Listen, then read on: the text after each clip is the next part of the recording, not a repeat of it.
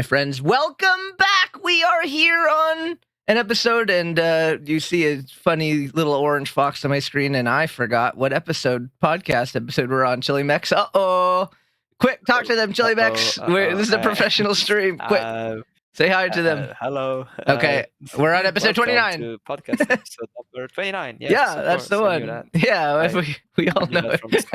Wow, if you knew that and I didn't know that, wow, you would be the ultimate. You would be the ultimate fan if you knew my episodes better than me. Maybe there's someone like that out there.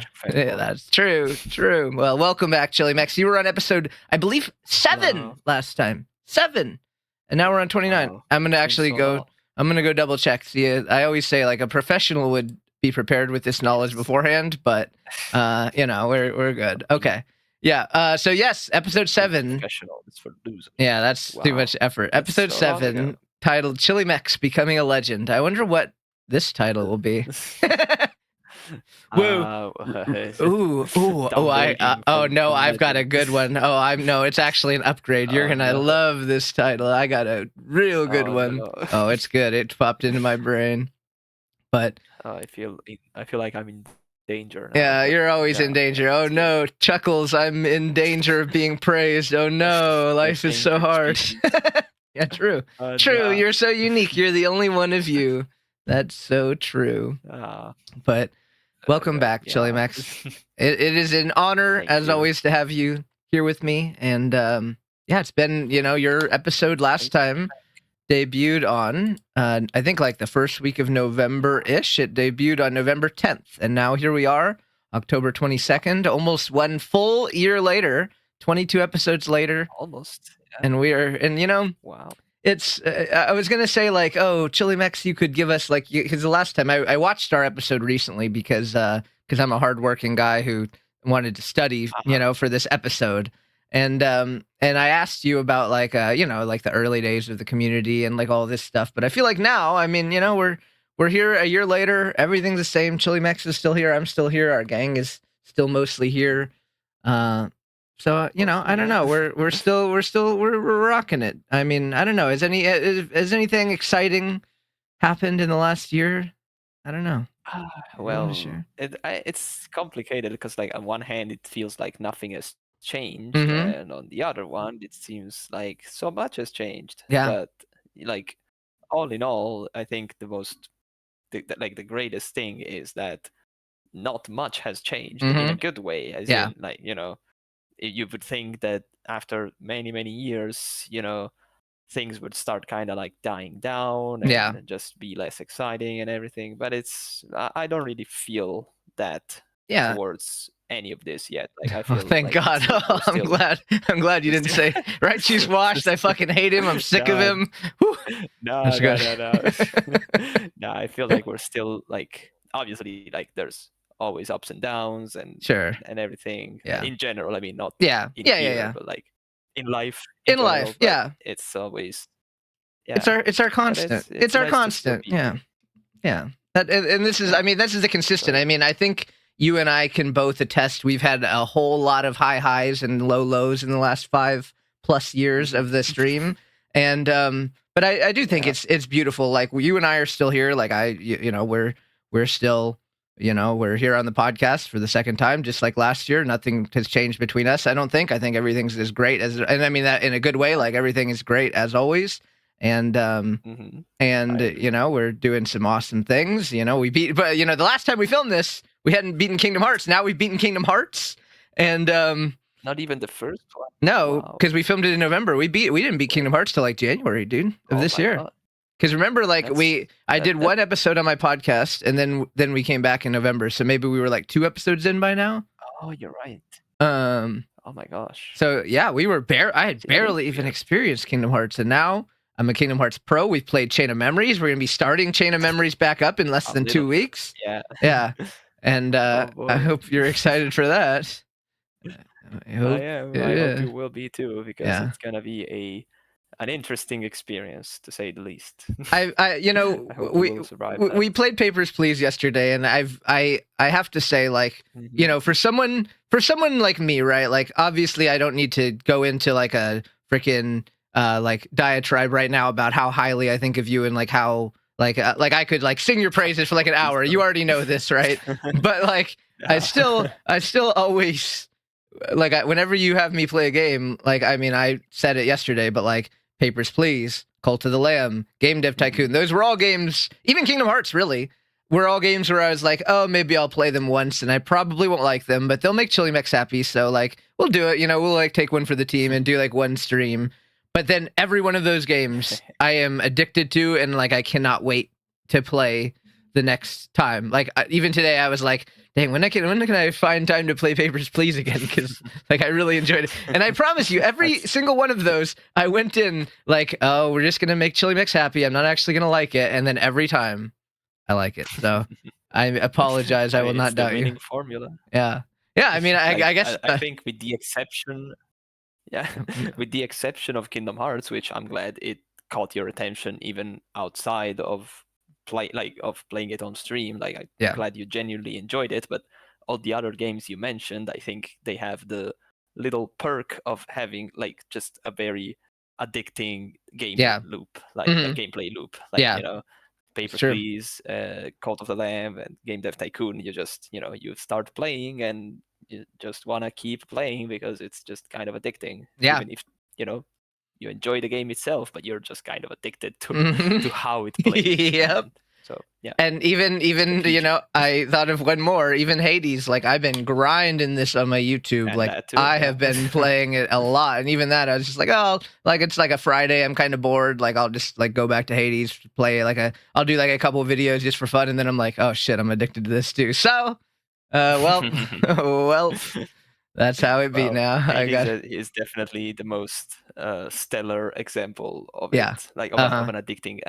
Well, maybe Cult of the Lamb too, because at the time, like when I first played it, I was also addicted to that one. But right now, I'm addicted to Hades. So yeah, you are. Feel that more. So, yeah. No, I think I don't know. I think in my opinion of the two, and I'm not saying it's the better game, but like.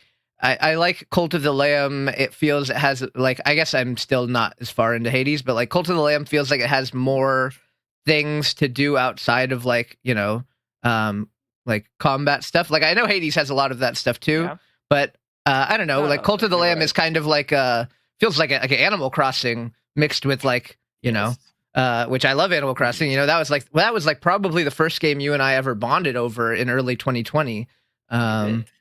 Playing Animal Crossing like everyone else, and so I I love Animal Crossing, and Cult of the Lamb is kind of like that, but with a lot of killing as well, and I love killing. You know, it's fun.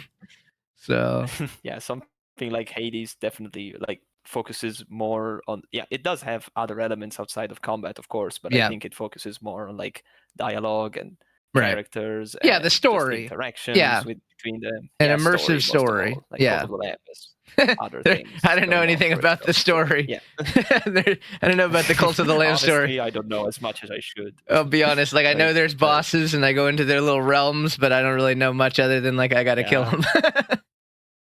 I don't know much about the lore either. Like I know the basics, but not all the specifics, so to say. Yeah, so, but the Hades lore. You could go deep into that. Yeah, I mean that's just Greek mythology, which I'm not an expert on, but Hades has made it a little more interesting than it used to be for me. So. True. Yeah. No, it's been really good. Wild. I'm quite enjoying Hades, but I also feel like it would be challenging for me to stream. Like I remember, like when I hit go live accidentally, it was so hard to try to read chat while playing that game. Like, and I'm pretty good. I'm pretty good, I think, at like being able to read chat. Like I've streamed long enough that I know how to like read chat while I play games. But that was really freaking hard because if you look away from your screen, you're fucking dead. You are dead as hell. Unless you do it between rooms. I mean, that's not a lot of time. True, yeah. But then, like, I don't know. Like, I guess it's the addictive nature of Hades. But like, I don't even like as soon as everything's dead, I'm like, okay, we gotta like push space. Oh wait, sorry, keyboard. We gotta push whatever the roll button. We gotta use the roll button to get into the next room quick. The button, the button on your keyboard. Well, I will have you know, Disgusting. I did bring a controller to be ready for our stream tomorrow because that game says to use a controller. So, I did prepare and I tested it with the controller. I'm so good, dude. Yeah, we're professionals. I need to test that too. Yeah, it worked really well. I mean, I knew it would work well because like I looked at the reviews and they're overwhelmingly positive, so I knew it wouldn't be like those games where you like try to like make a lobby and then it just doesn't work and you're like, what the hell is this shit? I knew it would probably work well because it has let me see, it has 1,200 overwhelmingly positive reviews and it's been out for only a week. So that's pretty good. Well, that's not bad at all. Yeah, that's encouraging. Pretty good. So yeah. But yeah, controllers. By the time this comes out, true. People will know. Yeah, that is okay. Good. I realized, like, a little. What is it called? The animal something. I don't even remember the name. Animal. I don't remember either. Hold on, I'm gonna tell you. Wow, we're so Reanimal. That's what it's called. Reanimal. Okay. Yeah. That's what it's called. Yeah, and it's crazy. Like everything. Like no one will see this until next week, and like I'm going to tell you a fun fact, CHILEMEX. No one else in the entire planet, I mean, except I guess my coworkers, knows that I'm on vacation this week, and they won't know because no one's going to find out until I guess they watch this next week. But no one knows. It's the great reveal. Wow, I'm on treating myself this week. It's my vacation. They're gonna be like, "What? You were on vacation? And you didn't tell us." Yeah, see, see, I learned long ago that when you have time off, you shouldn't. If you start telling a bunch of people, then people expect things out of you. They're like, "Oh, you have the week off. Well, can you like do this for me, or like, can you do that for me?" Like, if I told my mom, she'd be like, "Oh, you can just like talk to me every day for 5 hours," and I'm like, "No, I can't do that. No." So that sounds very pleasant. Yeah. No, thanks. No, thank you. So I have to be very discreet and so you're the only one that knows until people who watch this on Monday. Then, whoa, the secret's revealed. Wow. Whoa. I'm crazy as hell. You're not on vacation anymore. Oh, God, when this debuts, it's going to... Oh, this drops at 7 a.m. Monday when I'm back at work, like the second I'm back at work. Oh, no. Oh, no. That's depressing. I know. That is very depressing. Well, let's not think about that. Let's not think about that. We got a few more days. You have a whole week left. Yeah, well, we're halfway through, kind of, yeah. But... a bit less than halfway. Yeah, we got time. Be optimistic about it. We got some good things to come. Coming from my mouth. Yes, optimistic CHILEMEX. Well, you got some things to be optimistic about, let me tell you, but we won't get into that just yet. We'll save that for a little bit. Yeah, I know some things, let me tell you. But well, first, I have an interesting question for you. This is from Kilmori in my DMs because he said he wanted to ask questions, and I said I knew Cal would never go and fill out the form, so I was like, if you just want to ask me here, it's fine.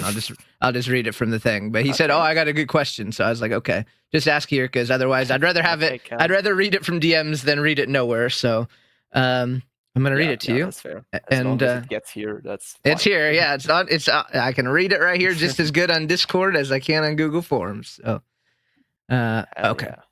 So this is I'm going to read the entirety of all the sentences, and then you can answer first because it's for both of us. So and then okay. Here we go. Okay. Would you rather have a sincerely incredibly deep moment with someone, or a top 5 funniest moment of your life with that person? It's to you both, and the person can be whoever you want it to be. Smiley face. I guess the person doesn't have to be named either. It can just be vague. So yeah. Oh God. And I already know my answer. So if you're really struggling, then I can go first. Which I feel like that was a recurring theme last year too. I feel like I remember saying that last year too, where you'd be like, "Ooh," and I'd be like, "Okay, fine, I'll go, CHILEMEX, whatever." It's such a good question. It is. Oh my God. Yeah, you can go first. Okay. I need to think about this. Okay. All right. So. The answer for me is well, I'm a deep guy. I like deep moments, so I would absolutely go with the sincerely incredibly deep moment for me, because I don't know, those moments tend to resonate with me more. I mean, I love a good bit, I love a good laugh. Obviously, I love jokes, I love laughing, having a happy, jolly, good time. But for me, the moments that resonate with me the most are those very sincere, deep, kind of vulnerable moments with someone that you really care about, that stick with you. You know, those words, those things that are said, those feelings that you felt. That's, you know, sometimes you have those deep moments where they're not. It's not a positive topic. It's like you're being vulnerable, or you're sharing in a sad experience with someone that, you know, you're dealing with that. So for me, those are the ones that have a greater influence on, not only that I remember them more, or they hit a little harder, but I feel like they have a better, they affect my life more, in the sense that I feel like for me, I can learn from those moments. I can get something out of it. I can grow a bond, to a deeper extent, right, with someone, that maybe you know, that I don't want to say that I didn't already have a deep bond with, but grow a deeper bond with them over those kind of moments, and I can use them to, you know, somewhat better myself, and just kind of reflect on those, and just have a positive outcome from it, even if it is, you know, usually those deep moments. They can be sad or happy, I guess, but oftentimes they are sad. But I feel like for me, they help me grow and do better and learn. So that is why I like those. Okay, that's very like, oh god, I can't even find the right word for that. But it makes perfect sense. Like, it seems very in line with the kind of person that you seem to be. Which I'm not trying to analyze you here, of course, but like, it's it just makes sense. Yeah. Like, and I can, I want to say I can agree, but I'm still not 100% set on my answer. Yeah. I think I am, but I feel you. it's difficult. Like, so like, the thing, like, the most obvious thing to say would be like, it depends on the person, but that's Sure. just a lame Sure. way to get out of it. And 'Cause, yeah, like, you know, that's definitely the case too. There are people that I wouldn't have deep moments with, probably, but I would have funny yeah, moments with. But this says, think of a particular person indeed. and which you would rather have. And I mean, you know, I can say, like, you know, from us, like, we've had some very, very deep moments together, and, you know, good and bad. Yeah. And so, Yes. you know, yeah, you know, I don't know. I think that those kinds of moments are just the ones that stick with me. Not to say that I don't love a good bit. I love a good No, hilarious no, of laugh. I course. think of those as well. I mean, I can think of, like, at my freaking wedding, when Leo was there and looked at me, and said hello, and I was just fucking laughing for 15 minutes straight. Like, I still think about those moments too. Classic. Like, but you know, Classic Leo. yeah, just classic Leo, just speaking in his normal voice, doing nothing wrong, and I start laughing Very at him. normal, yes. Oh, God. So the thing is, like, okay, like, I feel like I've had both kind of moments in my life before. Sure, Like, it would be absolutely. kind of sad if I haven't. And like, I'm not gonna name any people, of course, but like, if I have to think of a very specific person in this case, again, not gonna say who, but just to make this exercise easier for myself, Sure. I think that, like, for this person and for many other people as well, the two things would kind of delve into each other, if that makes sense. Like, usually based also on my own experience in the past with uh, people in general, I think most of the time a good bit is the lead into a deep moment, or at least it was for me a while ago. Uh, in a very specific case, like, you know, you start off just making jokes and laughing, and maybe it's not the funniest thing you've ever heard. You're just kind of having a good time, but it's not like a what's the word, like a knee slapper moment. Yeah, That's yeah, yeah, such a yeah.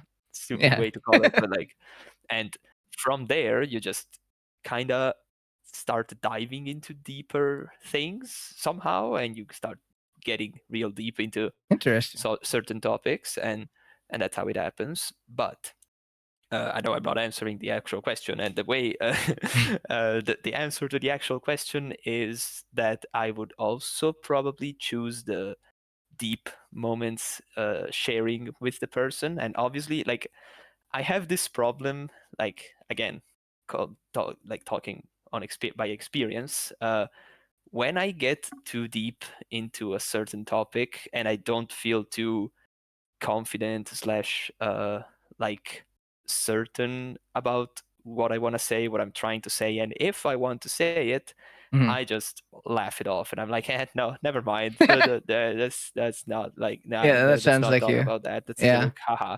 Yeah, And I just oh, you shrug definitely it do that off. to me all the time. Yeah, true. You do that. Yes. Yeah. Uh-huh. And Yeah. I don't do it intentionally. Like, it just happens because I don't feel comfortable. Not again with the person, just in general, sharing certain things, because I don't know how the person is gonna take it. Because, Sure. you know, I can make certain kinds of jokes, quote unquote, about myself, and in my head they're funny, but in other people's heads I don't know how funny they sound. So I'm just like, okay, well, maybe I shouldn't say that about myself, because they might take it the very, very wrongest way possible. Yeah. So I just don't. But again, based on what I've done in the past with multiple people, especially with the person that I have in mind right now, I think the deeper moments are definitely the one that I remember the most. Yeah. And it's obviously, like, I also remember the funniest moments of my life, and they were all in occasions that don't repeat very often in my life, unfortunately. Like, you know, my daily life is quite boring. I don't uh, spend a lot of time with the people that mean the most to me, at least not physically Right. present with them, like, Yeah. which is just a way to say that 99% of my dearest friends are online, Sure. and Yeah. that's unfortunate, but that seems to be the reality for many That's the people that I furry know. So, reality. you Yeah. know, Yep. yeah. Absolutely.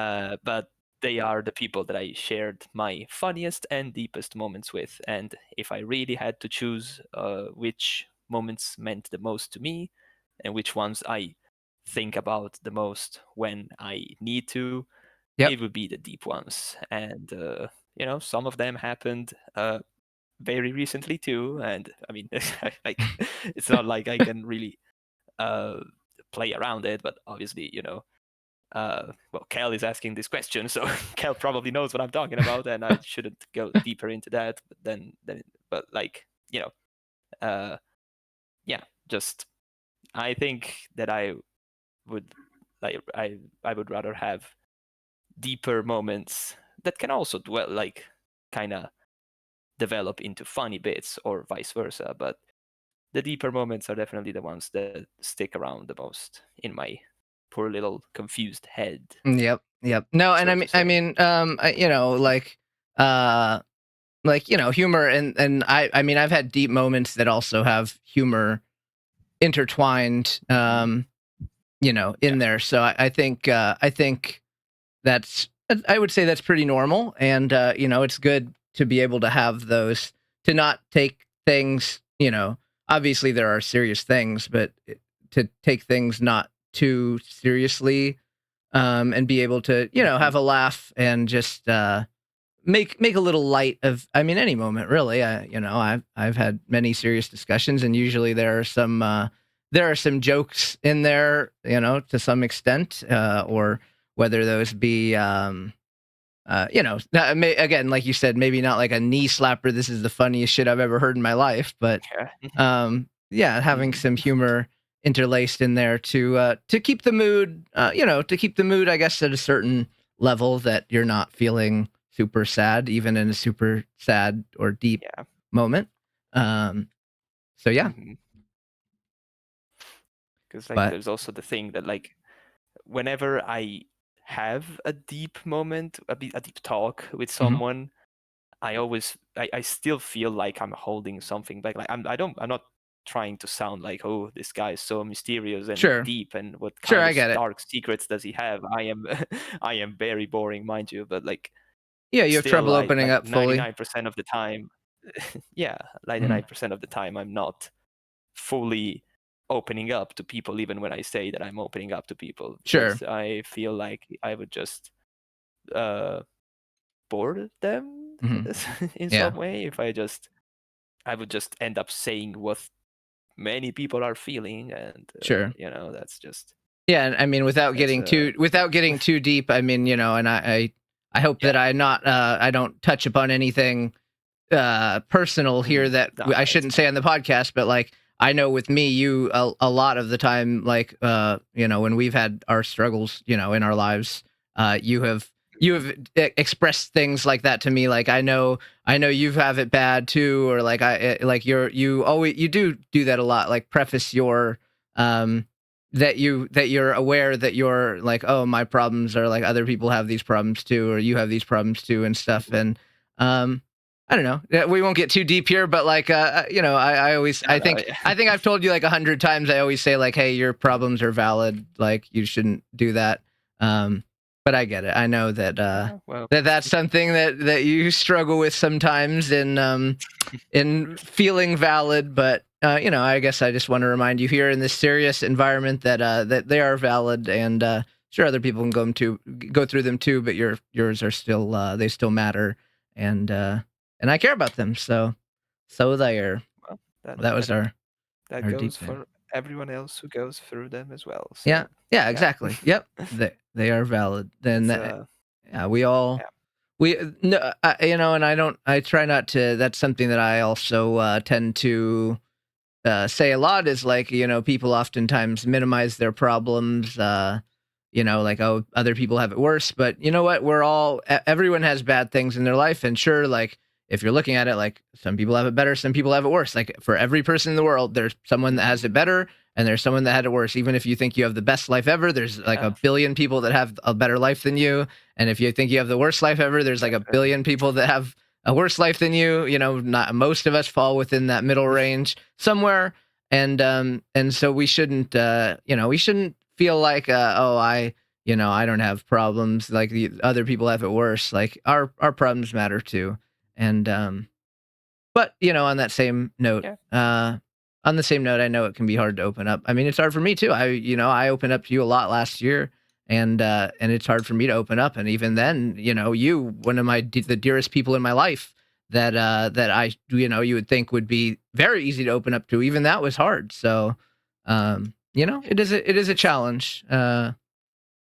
It is a challenge for anyone, yeah. It even really someone like is. me, who, you know, I'm the guy who busts down the door like, "What's up, bitches?" Like, let's fucking go. And even for me, there are things I struggle to talk about, or things that I worry about talking about, or that I worry about bringing up, that it'll, you know, hurt someone, or like, you know, that it'll that they'll take it the wrong way, or, you know, whatever it may be. Just like things that realistically, you know, you should be able to step back and say like, oh, it'll be okay, like if you say this to them, etc.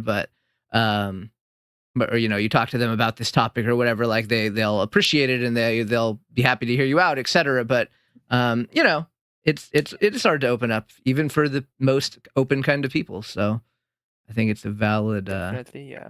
a valid fear for everyone to It's not have. It's not easy for anyone. yeah. It's not always up to us, unfortunately, to see, like, to decide how much we want to open up to someone, because Hmm. sometimes you just get the roadblock that Sure. no one really seems to be able to break, and Yeah. that's perfectly fine, you know. Yeah.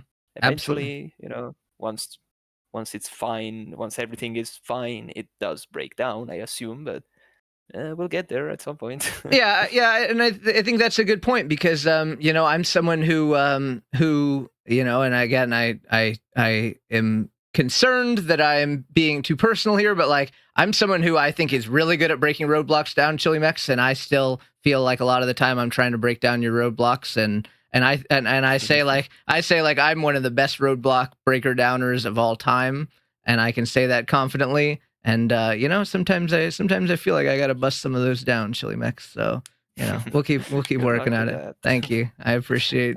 I'm not trying to like hold up this persona idea of myself that I'm like, oh, I'm so No, mysterious, no no, one you can don't have break that. down You my don't have that walls. Like, vibe at all. no, It's just how we're made. no. You have your reasons from your life that made you the way you are, and like, you know, we all have, you know, the experiences we've all had in life brought us to this point, and it made us how we are to this point. You know, so it's not like I never have taken it at all that you're trying to be like, ooh, mysterious. I'm sure in a perfect world. I mean, I think I don't want to say this for sure, but I think most people, given the choice, would love to just be able to be open with their closest friends and the dearest people in their lives. Yeah.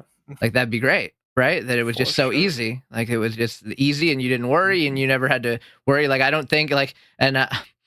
All right, I'm going back for the third time. I worry if I say something too personal, but like CHILEMEX, you've told me before, like, oh, I worry like if I'm gonna annoy you or something, and I'm like, CHILEMEX, I literally tell you like every day you're the goat and like you're the best, and like I've never ever been annoyed with you even a little bit in my life, and like how can you feel this way? But like no one wants to ever feel that way. I'm sure you're not like, oh yay, that's great, I can't wait to message write you and then feel like I'm being annoying. Like Yeah. no one It's not wants something I that. look forward Yeah, to. it's No.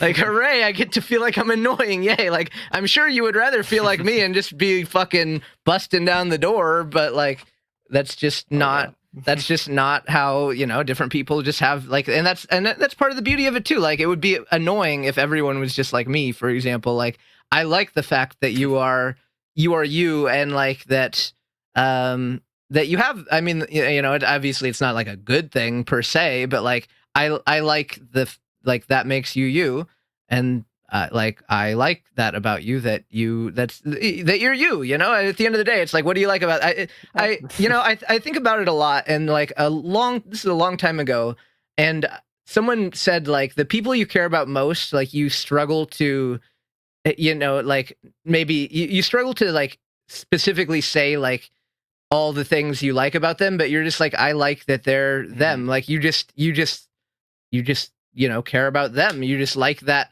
it's them. It's not like a resume that you're like I like the fact that they have 10 years experience in this, and like that they have these No. Microsoft Excel skills. It's just like, Not that easy. it's like yeah, I just like them. I like what makes them them, and like that's where we're at. So I don't know. I don't even remember how we got here, but hi, CHILEMEX, how you doing? I don't know. Hello. But it is true that it is more difficult the more you know someone, which is ironic and it doesn't make any sense. But Yeah. like, it is complicated to tell someone who you have known for God knows how many years, like why you're still around or why you still like them, and like, Sure. there's no reason. Like I'm still here. I'm still talking to you and any Yeah. other and whoever else that might wonder this. So like it's just natural, I suppose. Yeah. So yeah. Yeah, and But I yeah, don't I mean, remember how we got to this either. yeah, I don't either. We went off on a deep tangent, but I feel like I feel like we've done that a lot on our podcast recordings, so it's Well, pretty yeah, normal. But that's the beauty of it. it is, and it's cool. We got to talk about some interesting things that I hadn't thought about. So, I guess we can move on to some forum questions. Did you have anything else that you wanted to talk about this deep conversation we're having? Just you know, the final note that I would put, and this is a direct not call out, but a direct response to Kel himself, because like most of the time I feel like, you know, we all know that Kel is freaking hilarious. Everyone knows that. Like, you know, you spend some time in Kel's presence, whether it's in person or on in chat or whatever, you can just tell he's naturally funny. But that's like, you know, for the sake of this specific question as well, I feel like he would be, I mean, he is one of the people that I would relate the most to while having a deep conversation, like a deep moment, because like, of course, he Insecurities. makes everyone laugh all the time. Yeah. But like, he just knows how to get to the things that you want to talk about and just talk about them without making anyone feel judged or just, you know, what's the word? I lost the word that I was going for, but you know what I'm trying to say. So Yeah. If Kel was the subject of this own question that he personally asked, I feel like I would still choose the deep moments for him, even though he makes me laugh like few other people manage to do. Well, and I mean, the question said you can choose someone, so I mean, the question is about whoever you want it to be. So if you want it to be about him, then you just, yeah, that's, you know, you have the power. You know, that's it's like a choose your own adventure. You get to choose your own adventure here. Whoa. So yeah, it's crazy, right? Like video That's games. actually crazy. I love Yeah, video game. that was my final example of it then, and just a way to tell Kel that I appreciate everything that he has ever talked to me about, or everything that he has allowed me to talk to him about, specifically. Because so yeah, thank you, Kel, and thank you for asking this question as well. Alrighty. Okay, moving on to All the right. first question. I guess this is. I mean, I don't know. I guess I can answer this as well, but we'll direct it to you first, Should. and I think you'll have Yeah. a good answer. So the question is, what is scarier? Any horror movie you have watched so far, or working with customers? Let me see if Okay, it says who well. asked that. Oh, it's blank. Okay, I don't know. Can I see who asked that? Dang it. Either way, but yeah, they asked. Does it say? Okay, no, it doesn't say. Okay, well, good luck with that one. Well, here's the thing, like, despite me being a retail worker, I feel like I have been, at least so far, extremely relatively lucky when it comes to troublesome customers, because I haven't had that many of them. I've been working at this place for well, in total 6 years, but I guess it's more like 5 because of COVID in Crazy. the meantime. But like, let's say it's 6 years, and I think in my case, the dealing with troublesome customers is not as frequent as just dealing with a lot of customers, which it also doesn't happen very often, but more often than the other one, because when a big movie comes out, it can be the ugliest movie ever, but people will come to watch it. So Mm-hmm. it will be stressful, and even just a normal, kind, simple customer who just gets their things and walks away can feel troublesome when it's in the middle of 1,000 other people, because like you're just constantly stressed out and constantly trying to get to the next one. So yeah, that's my that's the retail experience in my case, at least. And it doesn't get easier when you become a manager, quite the opposite, but True. Then you that's get just a then little you get the high extra. level stuff. Yeah, Yeah. you get the But escalations. exactly.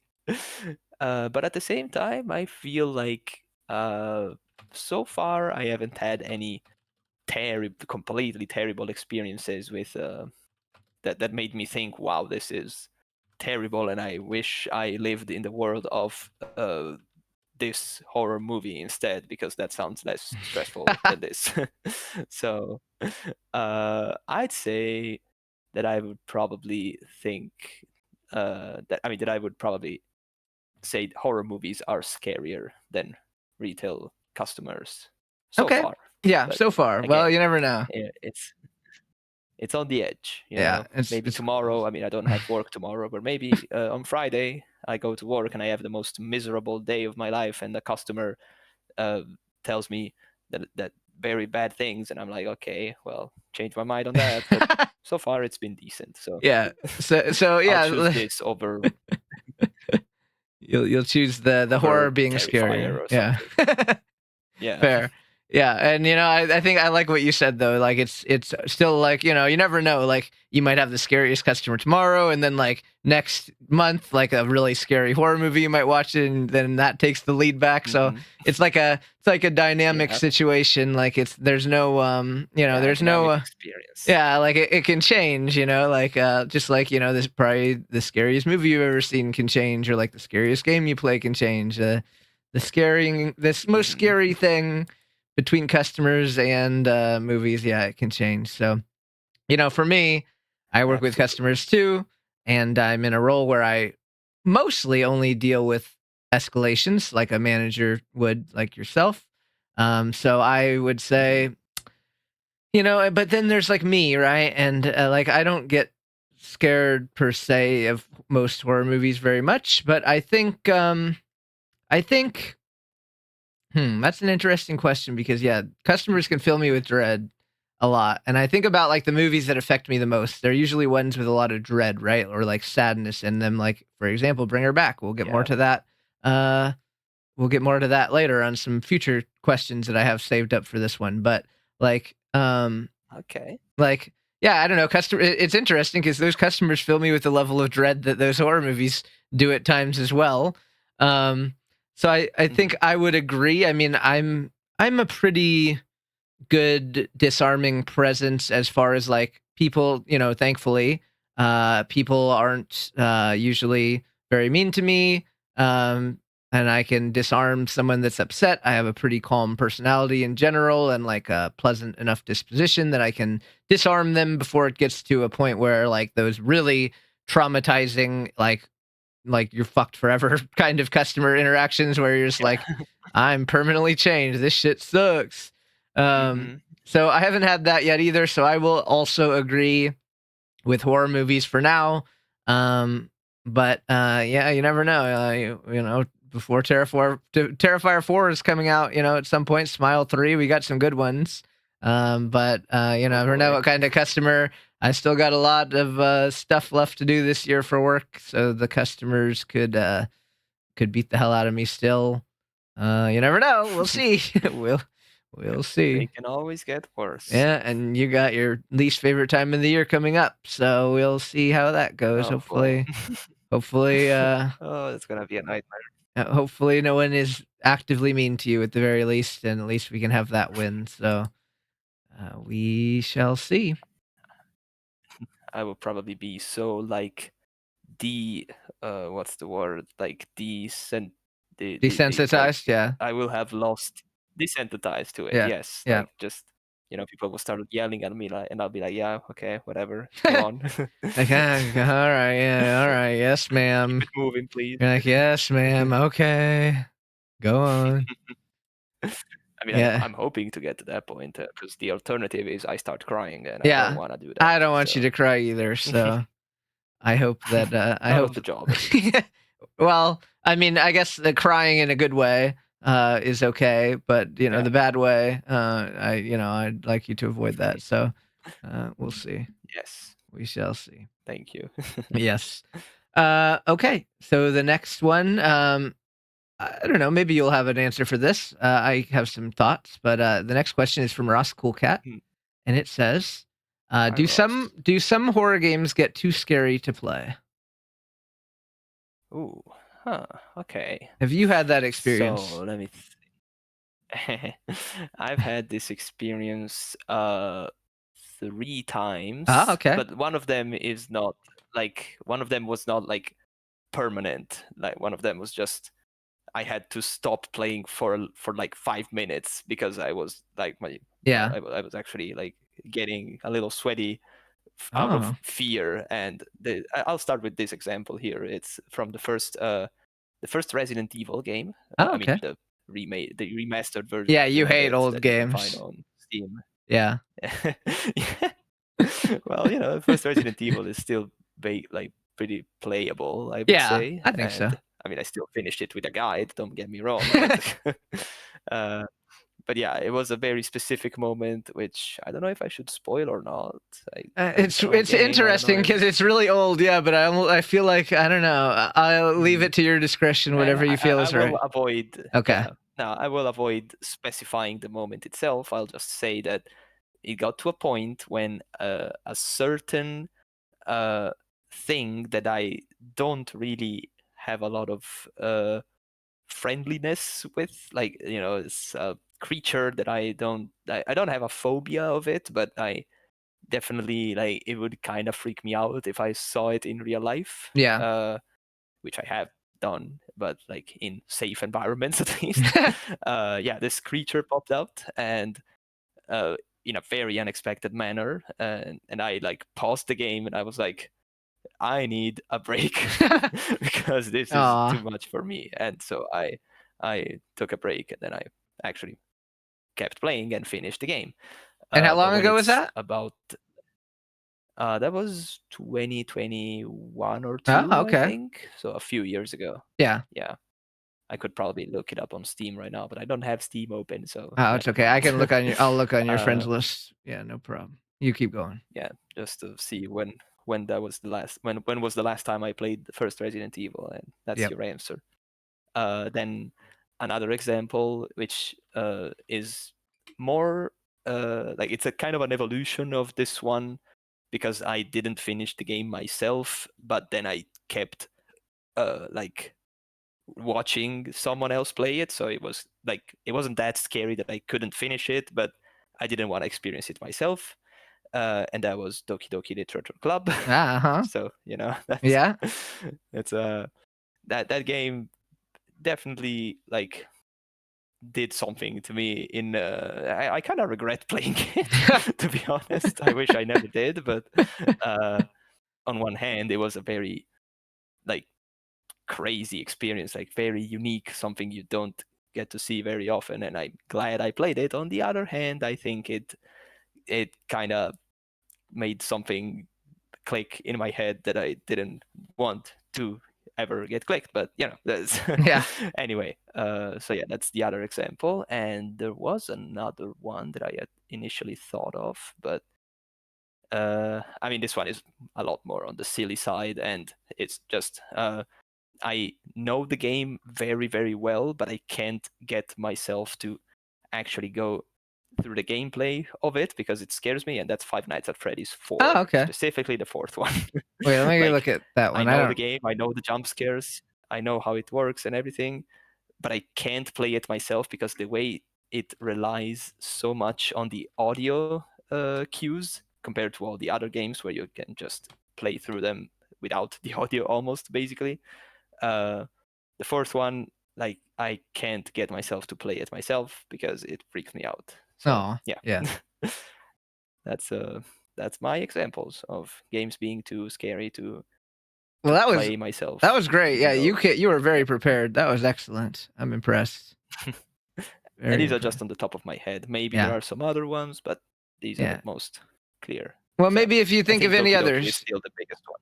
And that's very interesting. Yeah, because I know Doki Doki affected a lot of people. Yeah. But yeah, maybe you'll think of others while I'm talking. But and also I was on. So you beat Resident Evil on June 21st, 2021. By the way. 2021. Wow. And you have 0.3 hours in Five Nights at Freddy's 4. See, that's the perfect example of what I mean. Like, I played the first night and I was like, I ain't doing this anymore. You had a solid 18 minutes. Markiplier like everyone else. You played for 18 minutes and you're like, I'm out of this bitch. Bye.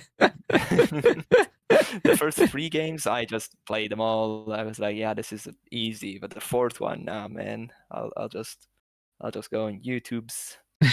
No, that's cool though. I'm honestly jealous of that kind of experience, because for me, right, I definitely, when I was very young, I was introduced to horror at a young age. Like, I was probably playing Alone in the Dark 1 at, I don't know, 5 years old, and that's a funny example, because like me playing Alone in the Dark 1 is like, I was, as a little kid, I was that, like, we laugh now, right? But as a 5-year-old, I was so scared of that game, dude. I was like, I remember like I had to like be fucking brave to play it, because like when the freaking chicken looking thing jumps through the window, like heart attack mode, like die, like child me freaking scare. And it's funny. The reason why, and like my affinity for Alone in the Dark 2 and 3, the reason why I have such a strong affinity for those is because when I was a little 5-year-old, I could play those because they're not that scary compared to 1, right? Like, they have a silly atmosphere. So so I could play them more. So I have more fond memories with them, because at 5 years old, I was scared shitless to play Alone in the Dark 1. That game's actually scary. I mean, kind of, but like it is still like, it has the some atmosphere, silly tones, but it is definitely.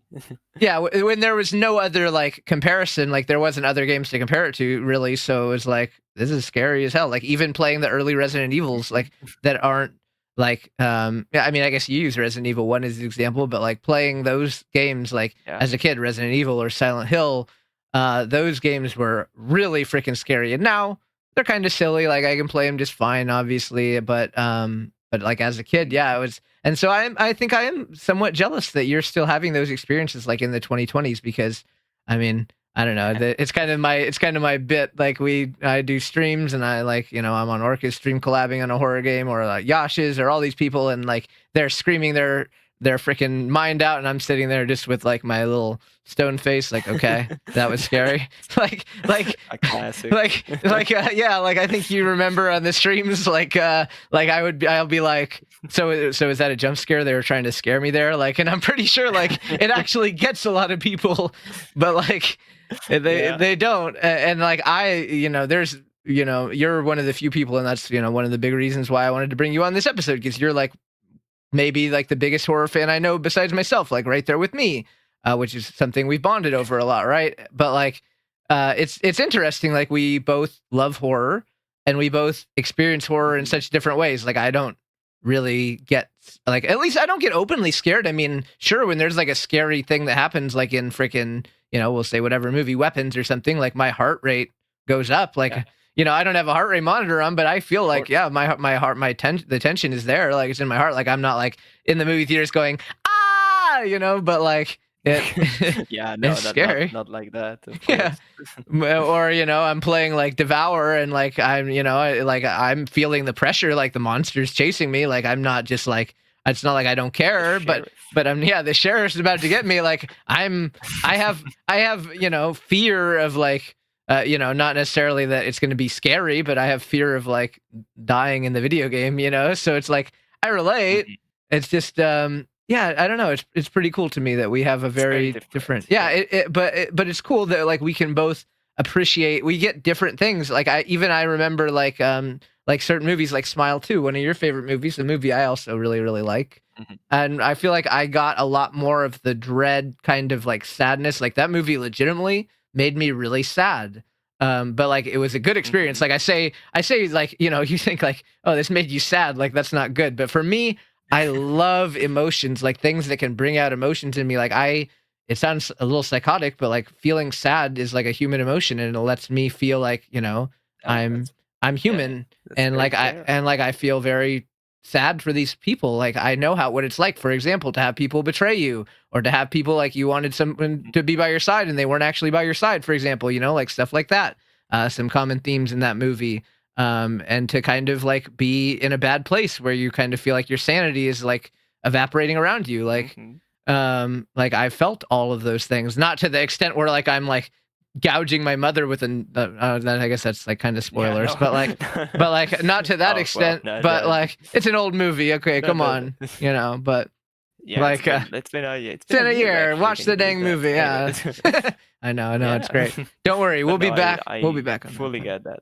Yeah, no, and I think that's I think that's cool. Like that's one of the things I like about like horror movies, is that they can make you like, there's horror movies that have a lot of comedy in them, so you can feel the comedy, and then there's horror movies that have like a lot of sadness or a lot of scariness, or like I feel like for me anyway, it's kind of the genre that I feel like makes me feel the most things, and I think that might be part of the reason why I've always liked horror, because it can bring, you don't really know what you're going to get, right? Like sometimes you watch a movie and you're just like, like I know you didn't like this movie very much, but like Death of a Unicorn had some really funny moments that I really enjoyed.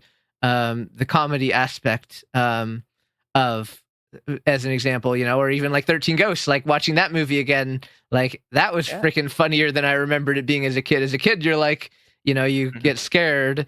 But like as an adult, you can kind of, I feel like, know what's happening. Yeah, even watching Scream again, it's been a few years since I watched Scream. Like I just watched Scream in theaters, and that movie was way funnier than it was like for me 5, 10, however many years ago since the last time I watched it. Like it and it's cool how it's absolutely hilarious. Yeah, it's great how like different things hit you. Because I promise you, when I was like 7 years old, probably watching Scream for the first time, or however old I was. Like, I definitely wasn't like, haha, that's really funny that, like, they're saying, like, the tropes of, like, what not to do, like, don't say be right back and stuff like that. Like, I definitely wasn't thinking that was funny. I was just scared shitless, like, sitting there, like, oh, God, like, where's Ghostface, But as an adult, like, Ghostface isn't scary, really, like, that much, right? Like, the movie wasn't that terrifying. No, not at all. But, like, I can appreciate those moments, like the scene in the video store where they're being all memey is really funny to me as an adult. Yeah. when the guy starts yelling that everyone is a suspect. Yeah, That's it's great. amazing. Like, and as a kid, like those moments never hit, but as an adult, like it's like, oh, that's so funny. So I don't know. I enjoy the different emotions, but back onto what Ross was asking. I don't get too scared by horror games, but CHILEMEX gave some great examples. But as a kid, I definitely did. Like I couldn't play like Resident Evil. Like I remember like having my dad, I need you to beat this part for me because like it's too scary for me, you know. Um, Too spooky. yeah, but now I'm the bitch. Just like I don't care. Like I'm, real life. Listen, I've been through enough shit in life. Real life is a billion times scarier than any horror game. Okay, but yeah, this is nothing. this is nothing. I'm, me as a sheltered, yeah, as a sheltered child, the scary movie or game is like the scariest thing you could ever fathom. But as an adult, you're like, brother, I've had some pretty bad nights. You know what I mean? So like, like way worse than any horror. I'm built different. Yeah, we've been through some shit, CHILEMEX. We. I mean, honestly, and not to get too deep, even, but like even since like 2021 when you played Resident Evil, like I feel like we're both evolved people from that time that maybe now you have no idea. Oh, my sweet CHILEMEX. Yeah, I have an idea. If I could talk to my 2021 self right now, like while he's playing Resident Evil, I'd be like, you don't know what's coming, but you just enjoy those scary creatures that are about to make you pause the game because that's nothing. I'm right there with you. Right there with you, buddy. It's so crazy to think that back on the, just to close it off, like on the what you said about, when you're a child, a horror movie seems like the scariest thing you can fathom. Well, as an adult, not really, but like I never thought, like if I could again talk to my very young self, I mean like 7 to 13-year-old, maybe even more than 13, like 15, 16-year-old, I would tell him like, you are gonna end up loving watching horror movies. That would be so crazy because I used to be so scared. Well, I think fortunately OBS is still okay, but I think my Discord, probably the internet, hiccuped real quick because I can't hear CHILEMEX. But we'll wait for Discord to work properly. Technical issues, internet issues, but there shouldn't be any there. Interesting. My internet looks fine. Huh? Where's CHILEMEX? Oh, CHILEMEX. CHILEMEX. I think maybe I'm just messaging him. Internet hiccups. You said I used to be so scared, and then I heard nothing else. Oh, there goes Discord.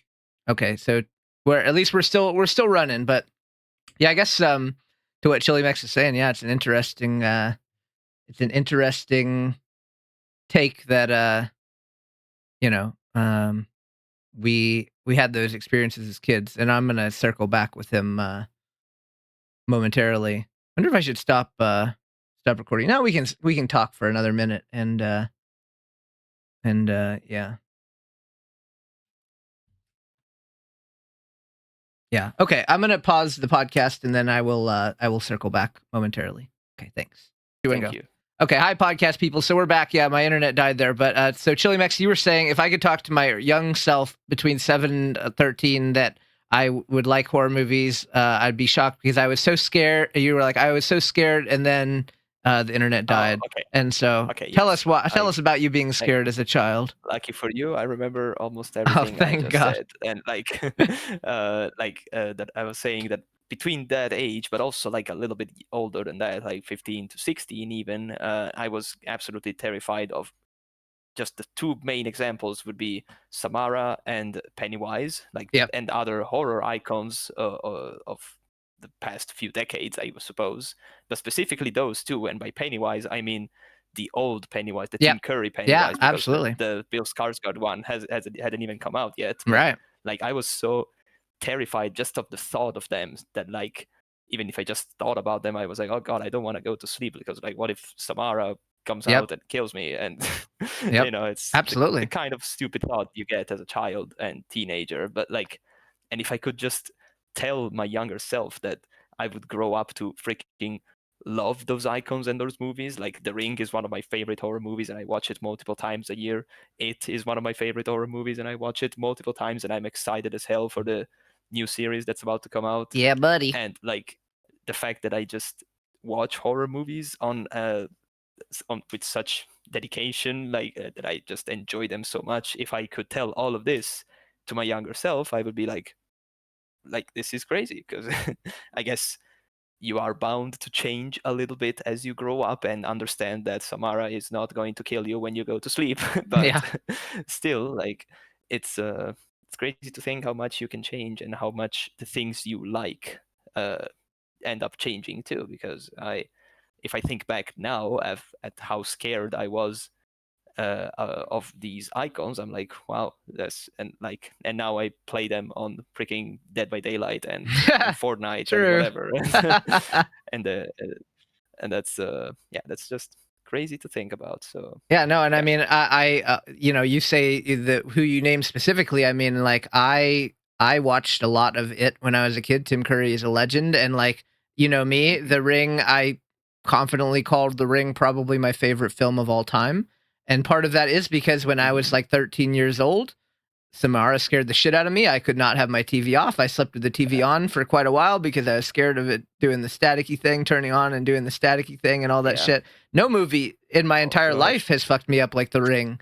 But I guess it was the opposite, right? Because for me, I loved that. I was absolutely traumatized, but I loved the shit out of it.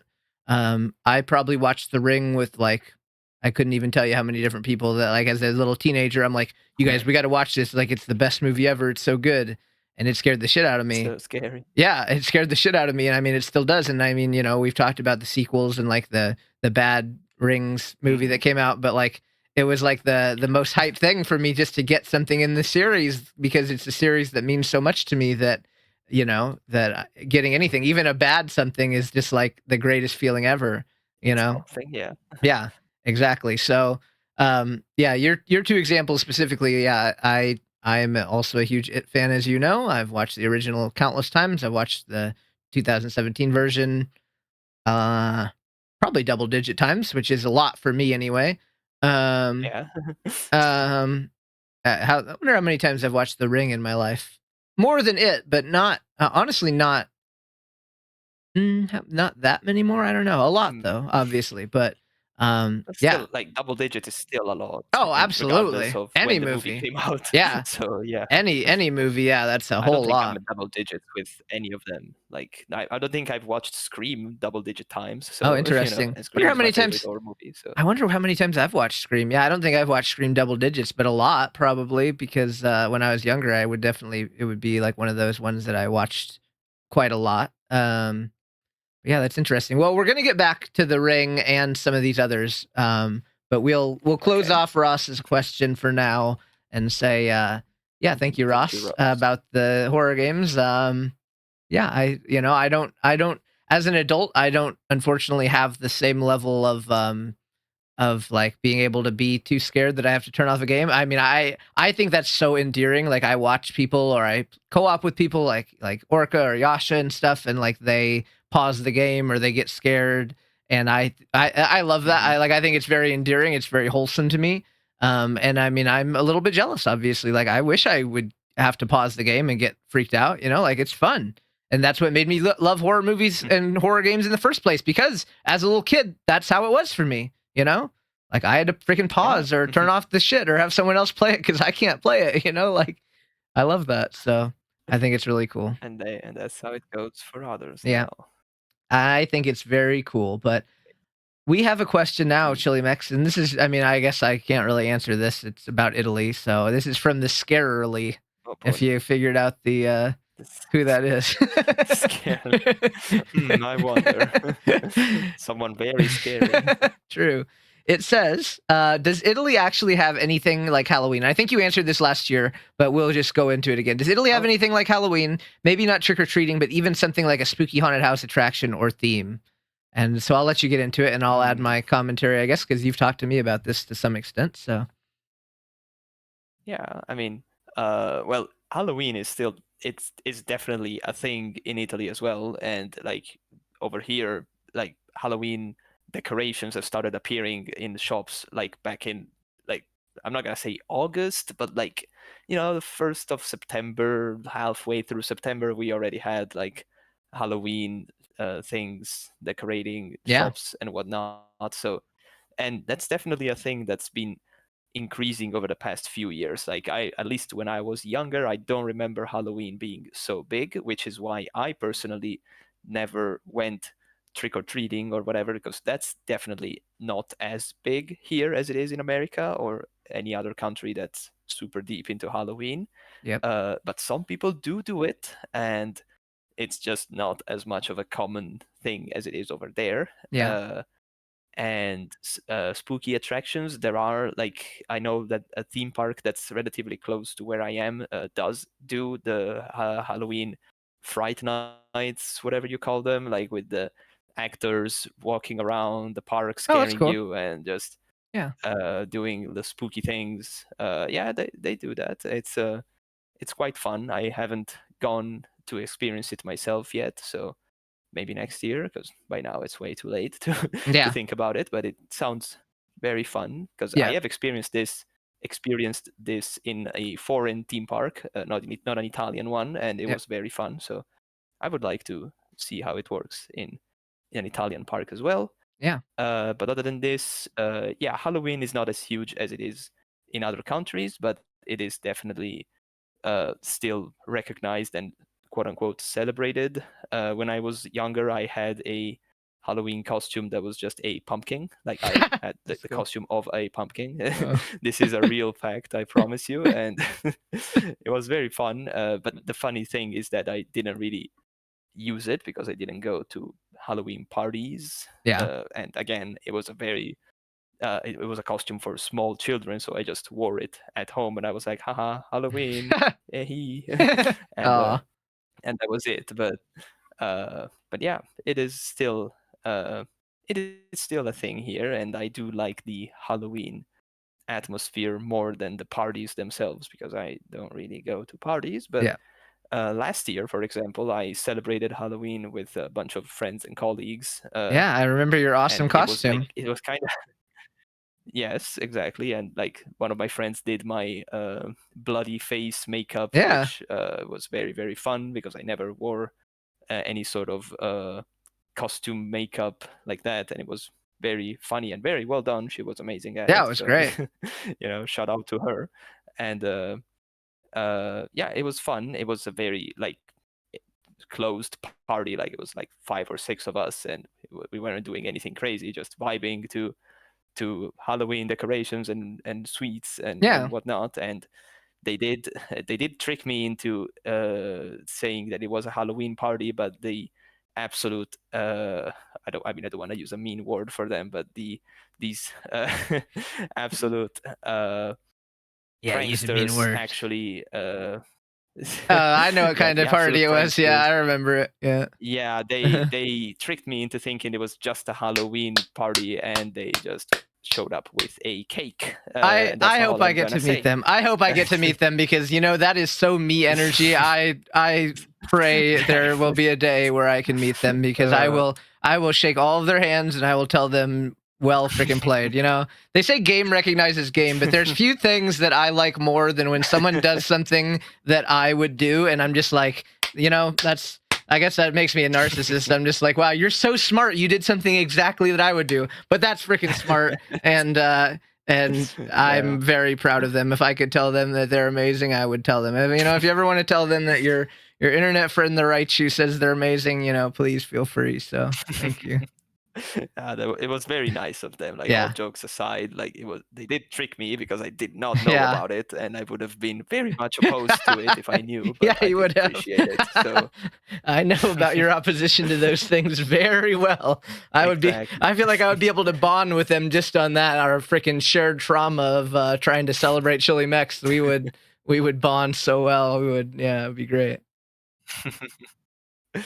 But yeah, that was like I think it was still my most fun Halloween time that I've ever had, and that was only last year. So maybe this year will be even better. Who knows? Yeah, who knows? It could be a thing.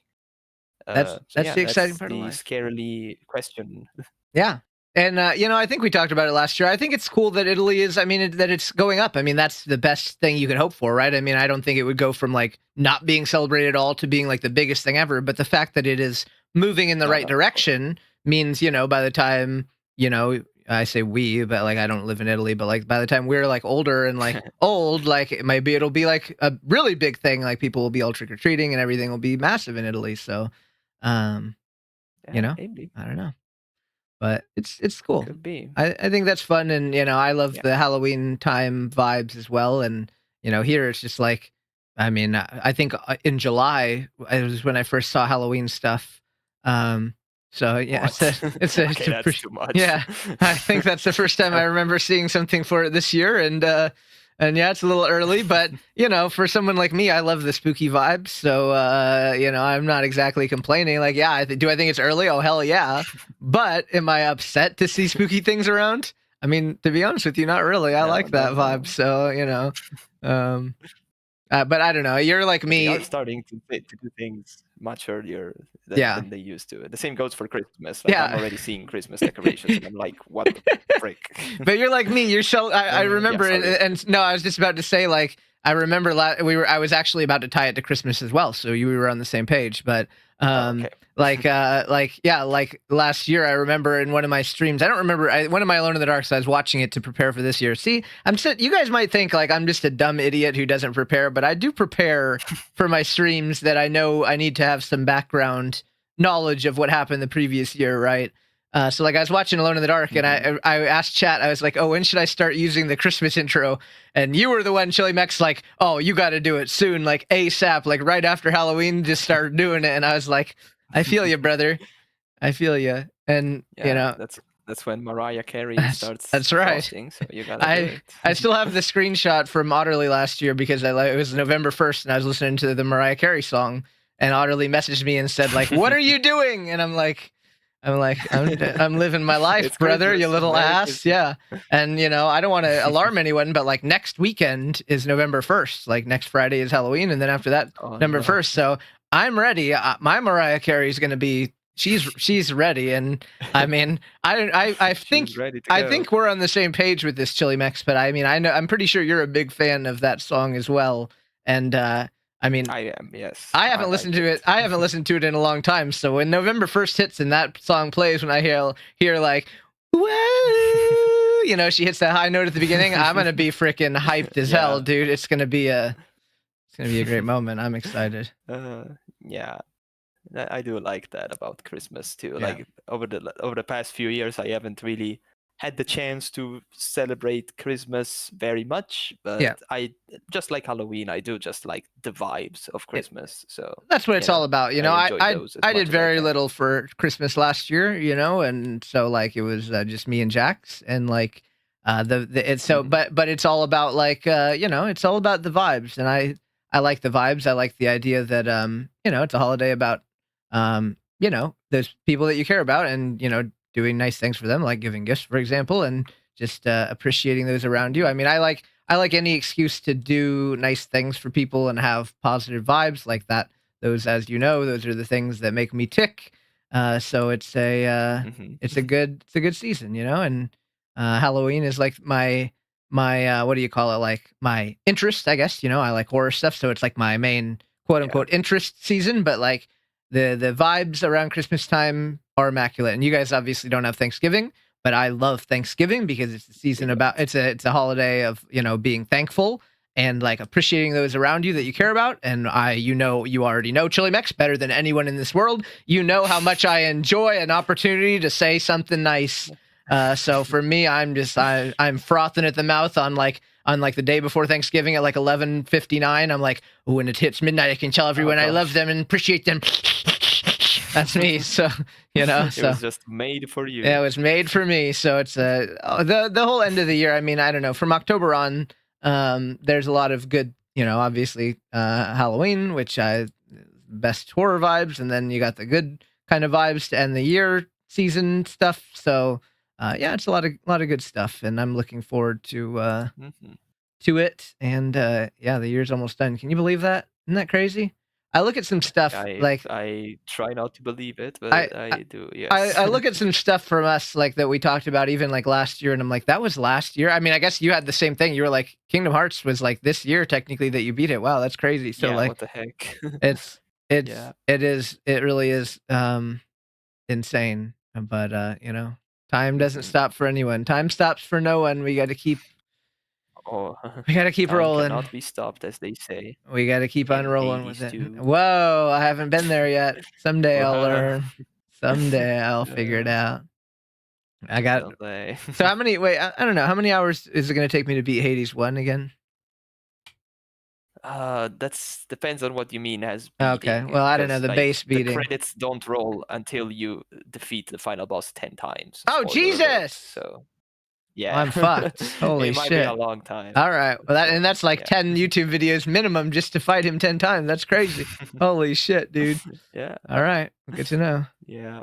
Good to know. All right. Well, I'll be prepared, I guess. Yeah. All right. Well, CHILEMEX, we have an. Oh, go ahead. Oh, you were saying you got okay. Yeah, like, just be prepared. Yeah. Say, yeah, you have a long way to go. Yeah. I'll be ready. So our next question is the Mr. Gabe Prower was thoughtful enough to ask this. I was actually gonna just read it, but you know this question because you're the one that asked it originally, and Gabe thoughtfully put it in the form for us. So I was just gonna ask you it anyway. But it says, would like to know how you'd feel in a hypothetical scenario if you had to choose which Valve game would have a third continuation and why? TF3, Team Fortress 3, Portal 3, Left 4 Dead 3, Half-Life 3, Counter-Strike Global Offensive 3. He added that one. Yeah, I got my answer. No, just kidding. So, well, thank you, Gaby, for putting this into a question. Even though we talked about it, but talked about it. I did want to talk about it more because it's just, I mean, there's no, I don't know if there's a, you know, it's interesting because, you know, horror topics with B would normally be like the most thing that I'd be able to talk about, right? But like, I don't know, this one is going to be one that I can be a little yapper about. You know, there's finally, you know, all you guys talk about Kingdom Hearts all the time, and I got nothing to add. Well, let me tell you, bucko, I got some opinions here. But, well, should I still start? Yeah, please start us off. Always, okay. Guest first. Okay. Well, as I have previously, like in a separate way, said. My personal order of preference from least wanted to most wanted, well, desired, not wanted, because none of these is ever going to happen, so we better deal with it. But my personal ranking would be Half-Life 3, Team Fortress 3, Left 4 Dead 3, and then Portal 3 would be my most desired threequel of these ones. I'm not gonna say Counter-Strike because I assumed that was a joke, because I don't really think we need a Counter-Strike 3, especially now that we have 2.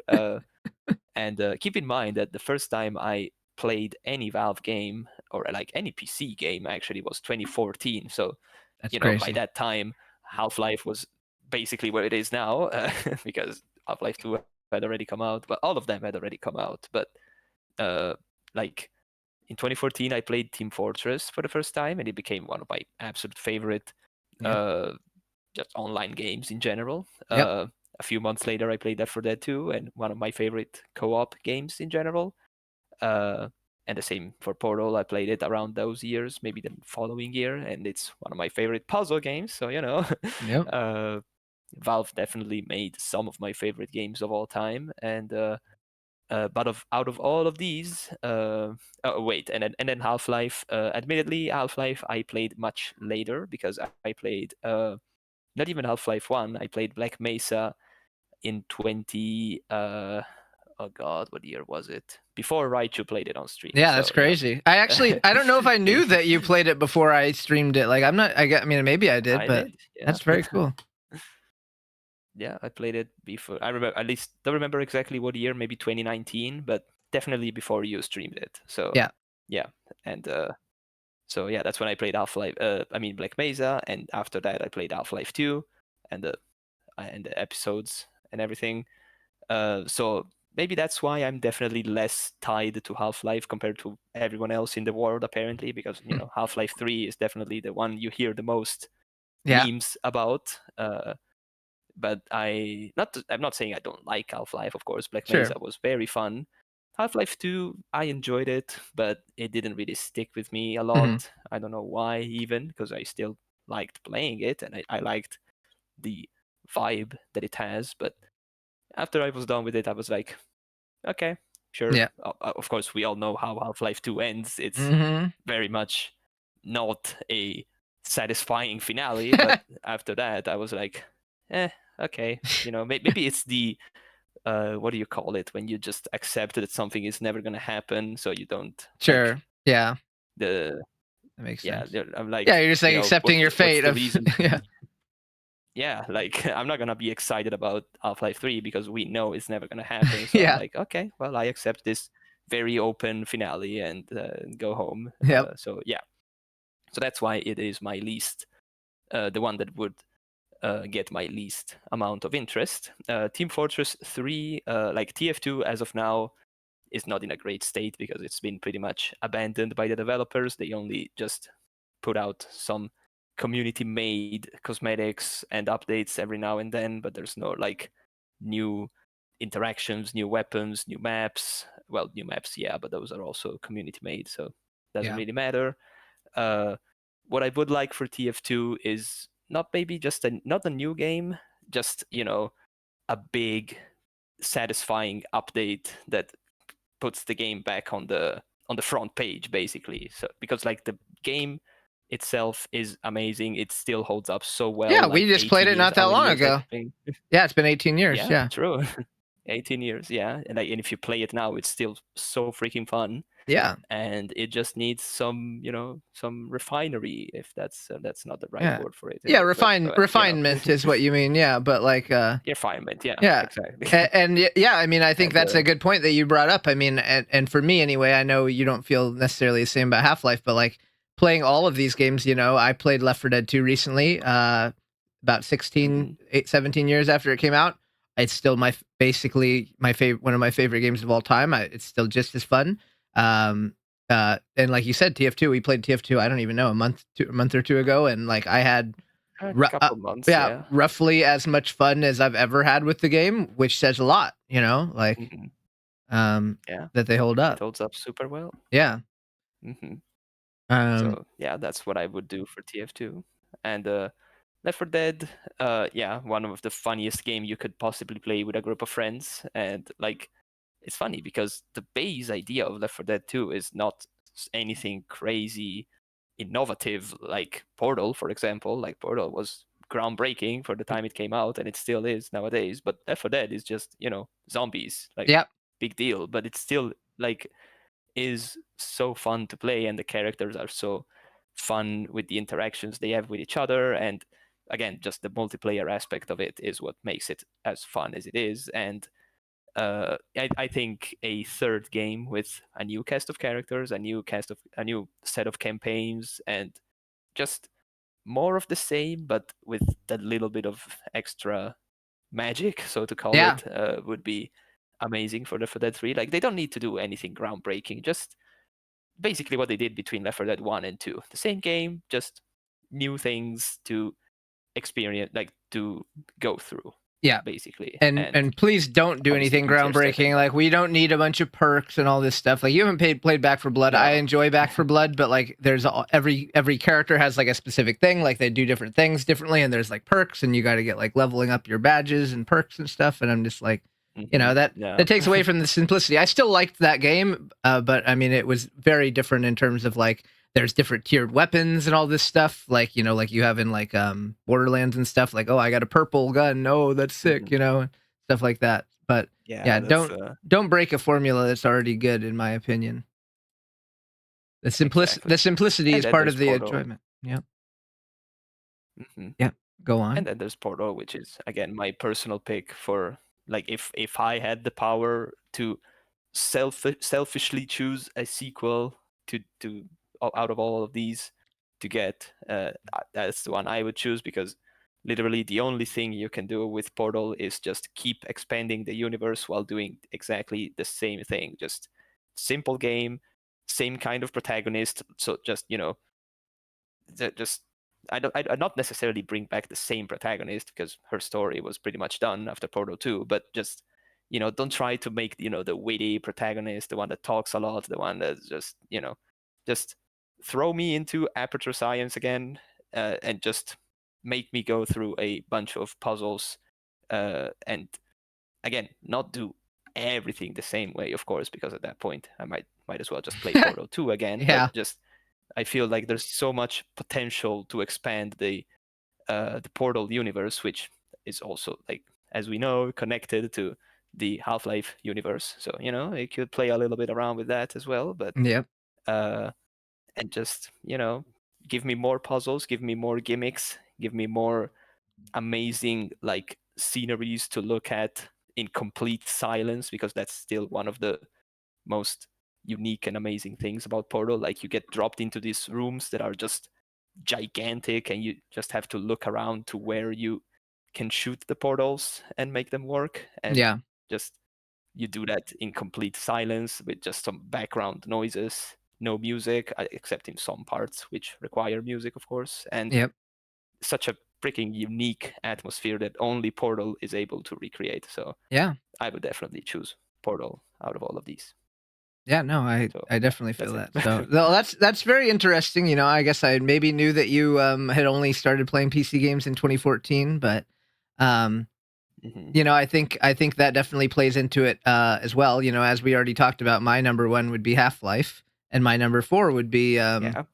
Portal, and that's not the. And again, just like you, I guess it's not that Portal. I played Portal 1 even more than Portal 2, and I played that game Ah, amongst the most times I've played through any I mean, I know it's not a very long game, mind you. It's not like, oh, I accomplished something, but like probably more than 99 like it's in my top, it's probably my top 10 games that I've beaten the most times, because it is a really incredible experience. Um mhm. but I mean, I guess it does come down to, you were getting into PC games and those things blew your mind. For me, it was in 1998 question mark when I played Half-Life for the first time, going, "Holy shit, this is an amazing game." And also, just to add, we were talking about horror games.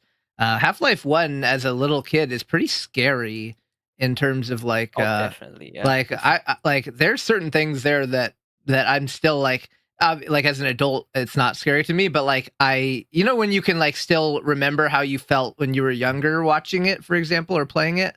Like I still have those moments with certain Mhm. parts in Half-Life / Black Mesa where I'm like, oh shit, yeah, like that was really scary when I was a kid, and like the lingering feelings, I guess, of like that fear you had when you were a kid is still kind of there, I guess, to an extent. Um, Definitely. so yeah, things like Half-Life 2 and Left 4 Dead 2, to me, they're already, and I don't want to use this term too loosely, but to me, they're essentially perfect multiplayer games, and you don't need to do much. Left 4 Dead 2, and I don't know when the last time you played it actively was, but like they've added so much. There's so many maps and stuff you can play already. Like they don't even really need to add a new game, because people are making maps, and good maps, mind you, Yeah. for it. So it's like, do I even need Valve to make a Left 4 Dead 3 when the community's still making content for this game as is? Like would I love it? Like would I just I just love giving Valve $60 just for fun for a new game, Would I do it? Oh, in a millisecond. Like I played Left 4 Dead 2 launch day. Actually, before I played the beta, before it was even out, I played TF2 on launch day. I played Half-Life, probably not on launch day, but probably right around launch. And I played Portal probably. Mhm. What is the original Portal? I want to see what year that came out. I probably played Portal roughly on launch as well. So I pretty much Portal came out in 2011, I think. well, you mean 2. Portal 1 came out in 2007. Portal 2, yeah. Yeah. Sorry, I Oh, meant yeah, like Portal 1. I'm just talking about like my first experience with any of these games, but Oh, yeah. okay. But I mean, Okay. probably all of them I pretty much played the original and the sequel right when they came out. And yeah, I mean, so I think I have a good feel for the games as far as playing all of them a lot. And yeah, I think it comes down to, like you said, you like playing Half-Life 2, you've never played it in 2014, I'm just going to say a random year, versus playing Portal 2 in 2014, you've never played it. Like I absolutely see how Portal 2 would be the game that would stick with you more, you know? Um, but for me, it was like, you know, when I played Portal 1 when I was 18 years old, it was a magical game, very magical game, but it doesn't have quite the level. And, you know, then I played Portal 2. Unfortunately, Portal 2 came out in a really bad time in my life. I wasn't in a very good mental state. Still love the game, but it doesn't hit quite the same as, you know, playing Half-Life 1 when you're like 9 years old and life is all daisies and roses and everything's happy. And you're just like, wow, what an experience this was, you know? And, you know, I talk about that a lot. And I think you agree with me to some extent, or maybe completely, but like certain medias, even some movies I watch, and I'm just like not in the right mindset, and they don't hit for me right quite as they should because I'm in just I'm going through some shit in life or whatever it may be. And it is unfortunate when that sort of thing kind of stains because again, it's kind of like we were talking about earlier, like it's not like, oh, hooray, I'm happy that Portal 2 came out at a time where I felt like shit, so I have it associated with some bad memories. Like I'm not happy about that. That sucks. But but like it's always going to be somewhat tied to those bad experiences. And even like movies, like, you know, last year was a really bad year for me. Like certain movies that I watched last year will forever have some bad thoughts tied to them because I watched them when I really probably wasn't in a mental state to be. I mean, obviously you have to distract yourself, right? But like I wasn't in a mental state to enjoy them.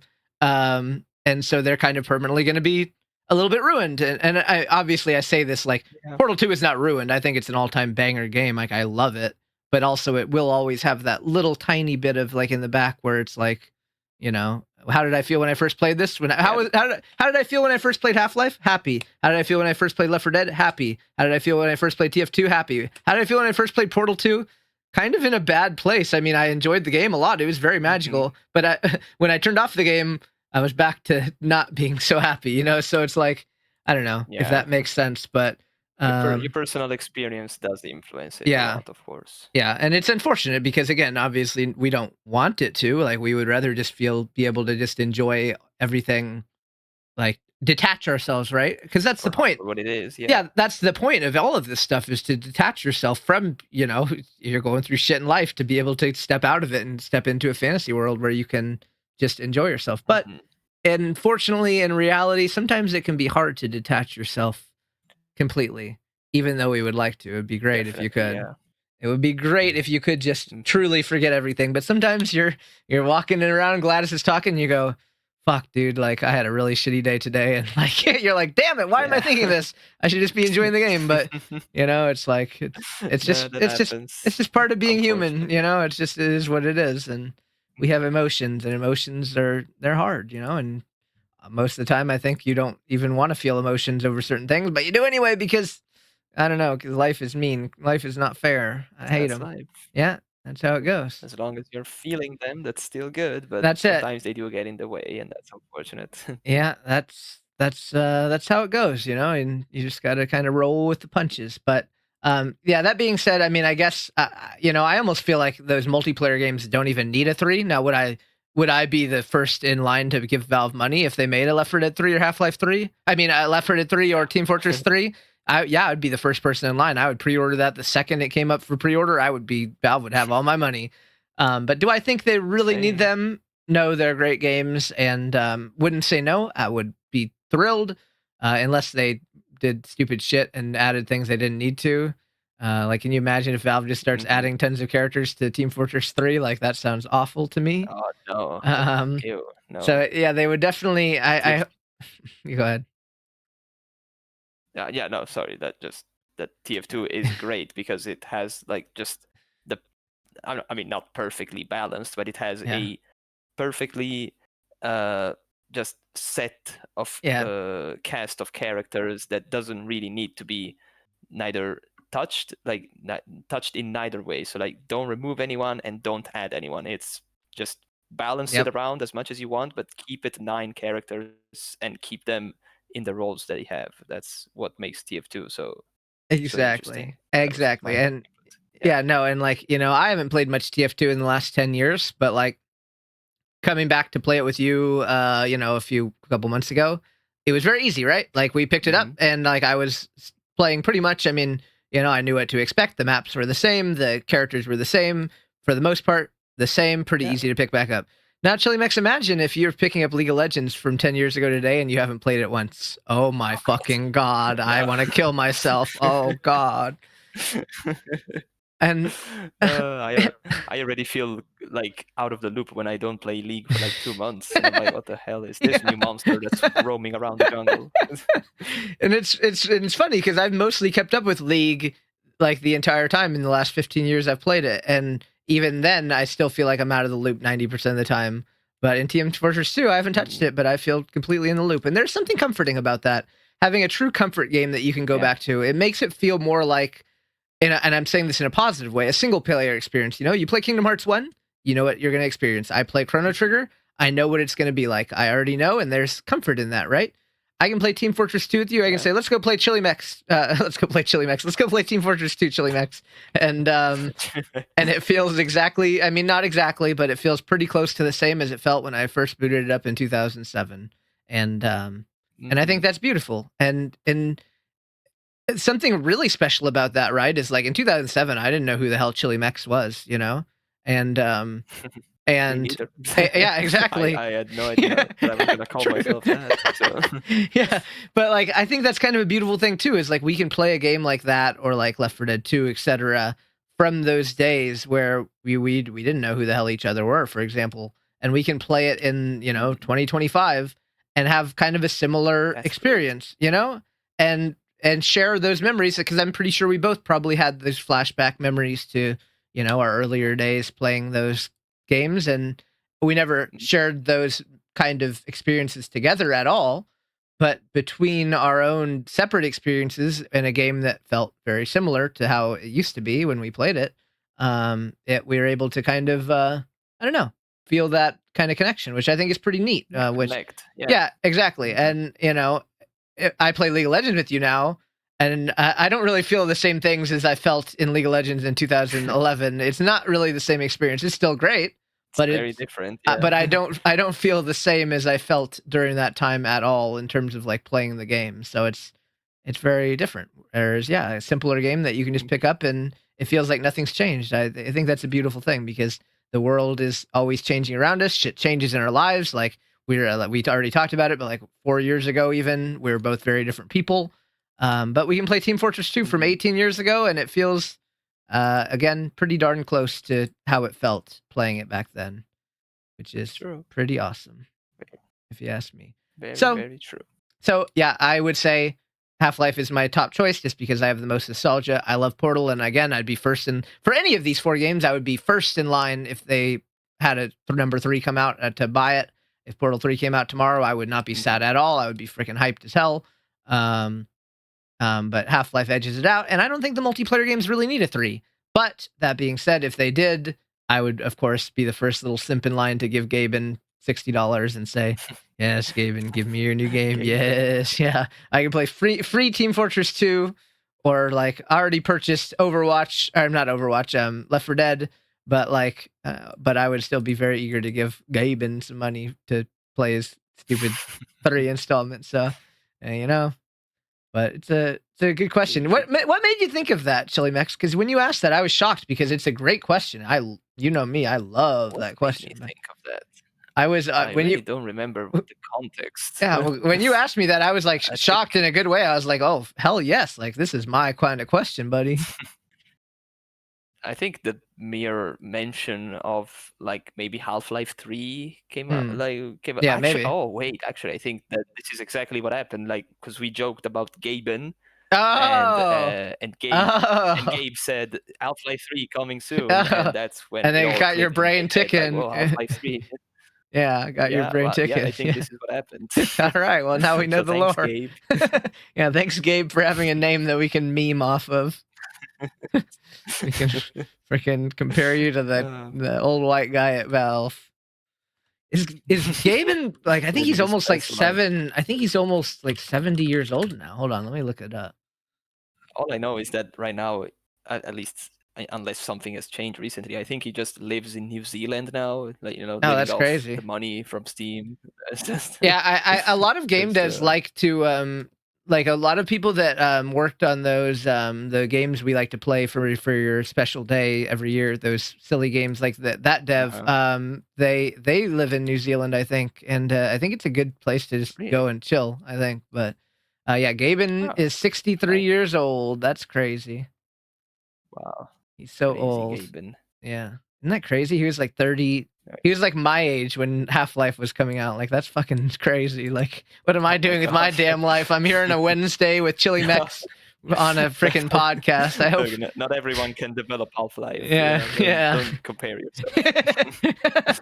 Hell, yeah. I've made differences in other ways in my life, I hope. So, you just do what you can do, so that's all you can do. But it's crazy to think that for a while Team Fortress 2 was my most played game. Like right now, like for most like amount of hours, I mean, like right now by now it has been surpassed by Overwatch 1 and 2 combined, at least. Like maybe not Overwatch 2, but if you put the hours of 1 and 2 together, they probably surpass the one of TF2. But I don't think even League of Legends surpasses my hours on TF2. So interesting. Okay. And I've played League of Legends quite a lot. Yeah, so, I think for me, League of Legends. No, that's interesting. Yeah, because I think for me, League of Legends definitely.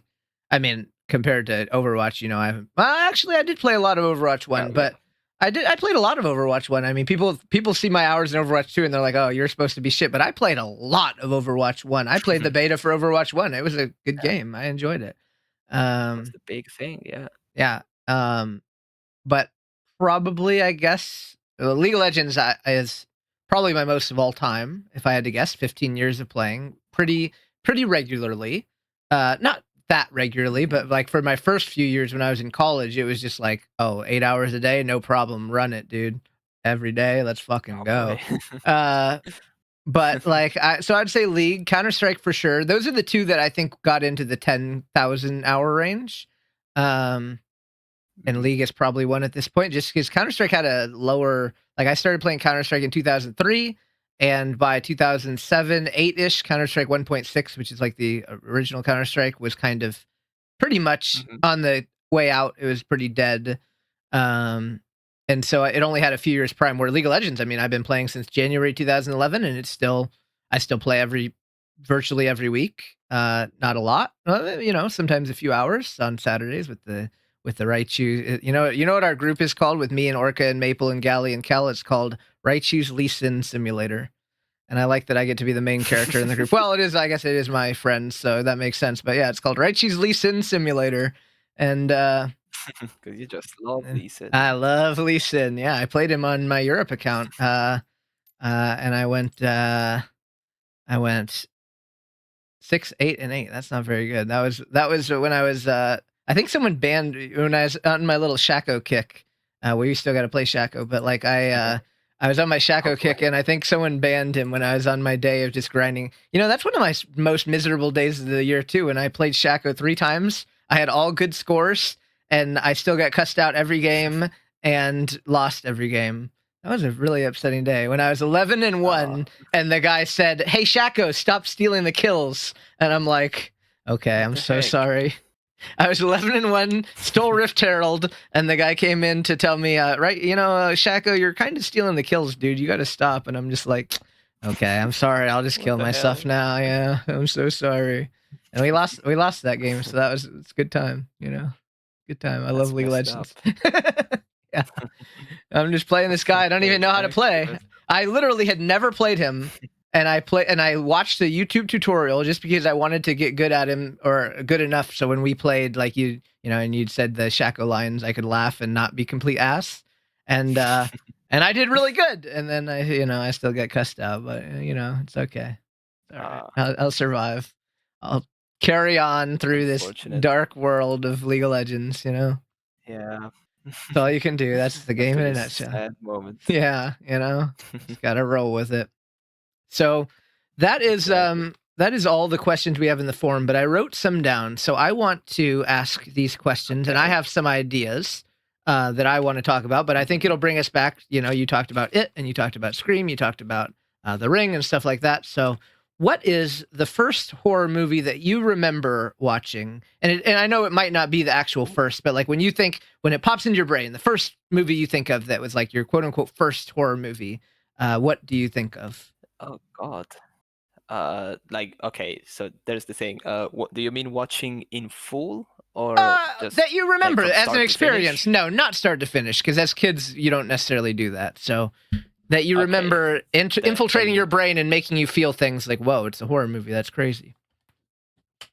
okay, then I can confidently say that would be It from Okay. 1990. Yep. Which, I mean, is it even a movie? Because from what I get, it is actually like a mini series or Yeah, I something. mean, kind of. It's complicated. I mean, I would classify it as a movie, Yeah. but you know, Yeah, it's basically a movie. yeah. And this is hilarious because now, like, if I tell this story now, probably my school would get sued because why the hell did they allow this? But but who cares at this point? I was in middle school, and I don't even remember what was happening because we had like one of those hours, like on the schedule you're supposed to have this subject Yeah. for like an hour, but the professor just never showed up, and so they had to like just assign us to a random professor that was free at in that moment, and he was doing his own thing. So he was like, I'm not gonna like make a full lesson because I'm doing other things. I'm just here for surveillance because your professor is missing. So just do whatever you want. Just don't bother me and don't make a mess and everything. So we were like, okay. By we, I mean mostly my classmates, because first of all, I hated most of them, and second, I was kind of a loner Yeah. in middle school, so I was just minding my own business. And for some reason, like I still don't know if one of my classmates had the movie or if the movie was in the school library, which would be even more messed up. But someone brought out a DVD of it, and they were like, well, we have an hour of time, let's watch a movie. And this random professor that I don't even remember who he was like, He's like, sure, whatever, okay. let's go watch this movie. So we went to the video room, and we put on this freaking movie, and like I was only half watching it because of course everyone was like, oh, it's a horror movie, we're gonna watch a horror movie, and we're like 13 years old, this is so illegal. And I was like, oh god, what is this? And we started watching this, and obviously I was kind of scared of it Yeah. because I was like, oh no, I Yeah, it's should a not be freaky watching movie. this. So Yeah. I you know sometimes I looked away, sometimes I looked out of curiosity, and then I looked away again. And that was my uh first kind of experience with a horror movie, I guess. Again, I did not watch the whole thing when I was in middle school. I watched it way after that, when I discovered that I actually like watching horror movies. But Yeah. this was my first exposure to the horror media, I suppose. And it was not a good one because, as I said before, for a while I was very scared of Pennywise. So Justifiably yeah, so. I guess. Yeah, and after this, this is also kind of funny because you're gonna laugh at me, rightfully so. Uh, I think it was after all of this happened, another time when I was partially exposed to a partially horror movie was when they on TV they were giving Scary Movie 3. And as you know, Scary Yes. Movie is a parody movie. It's not Yeah. actually scary, but Scary Movie 3 is the parody of The Ring. Right. And Brenda. in there they have exactly. In Scary Movie 3 they have a Samara looking character, even though Hmm. she's all goofy and stupid, It of was still course, but scary. she was still there and she still scared me. So when I saw her on TV, I was like, oh my god, this is actually terrifying, even though the scene was literally just Brenda beating the crap out of her and then dying because she starts fighting back. But but that was my second stupid exposure to the horror media, which still left an impression of me because that's how I got to know The Ring for the first time, even though it was not directly The Ring. And yeah, that's it. As for when I watched my first full-on start to finish horror movie, I think that we would have to wait until 17, maybe even a Wow. bit after that, when I watched the It remake, and I enjoyed it. Oh, So so that's there you go. part of the reason why it has such like a fond place in your heart. That's cool. Yeah.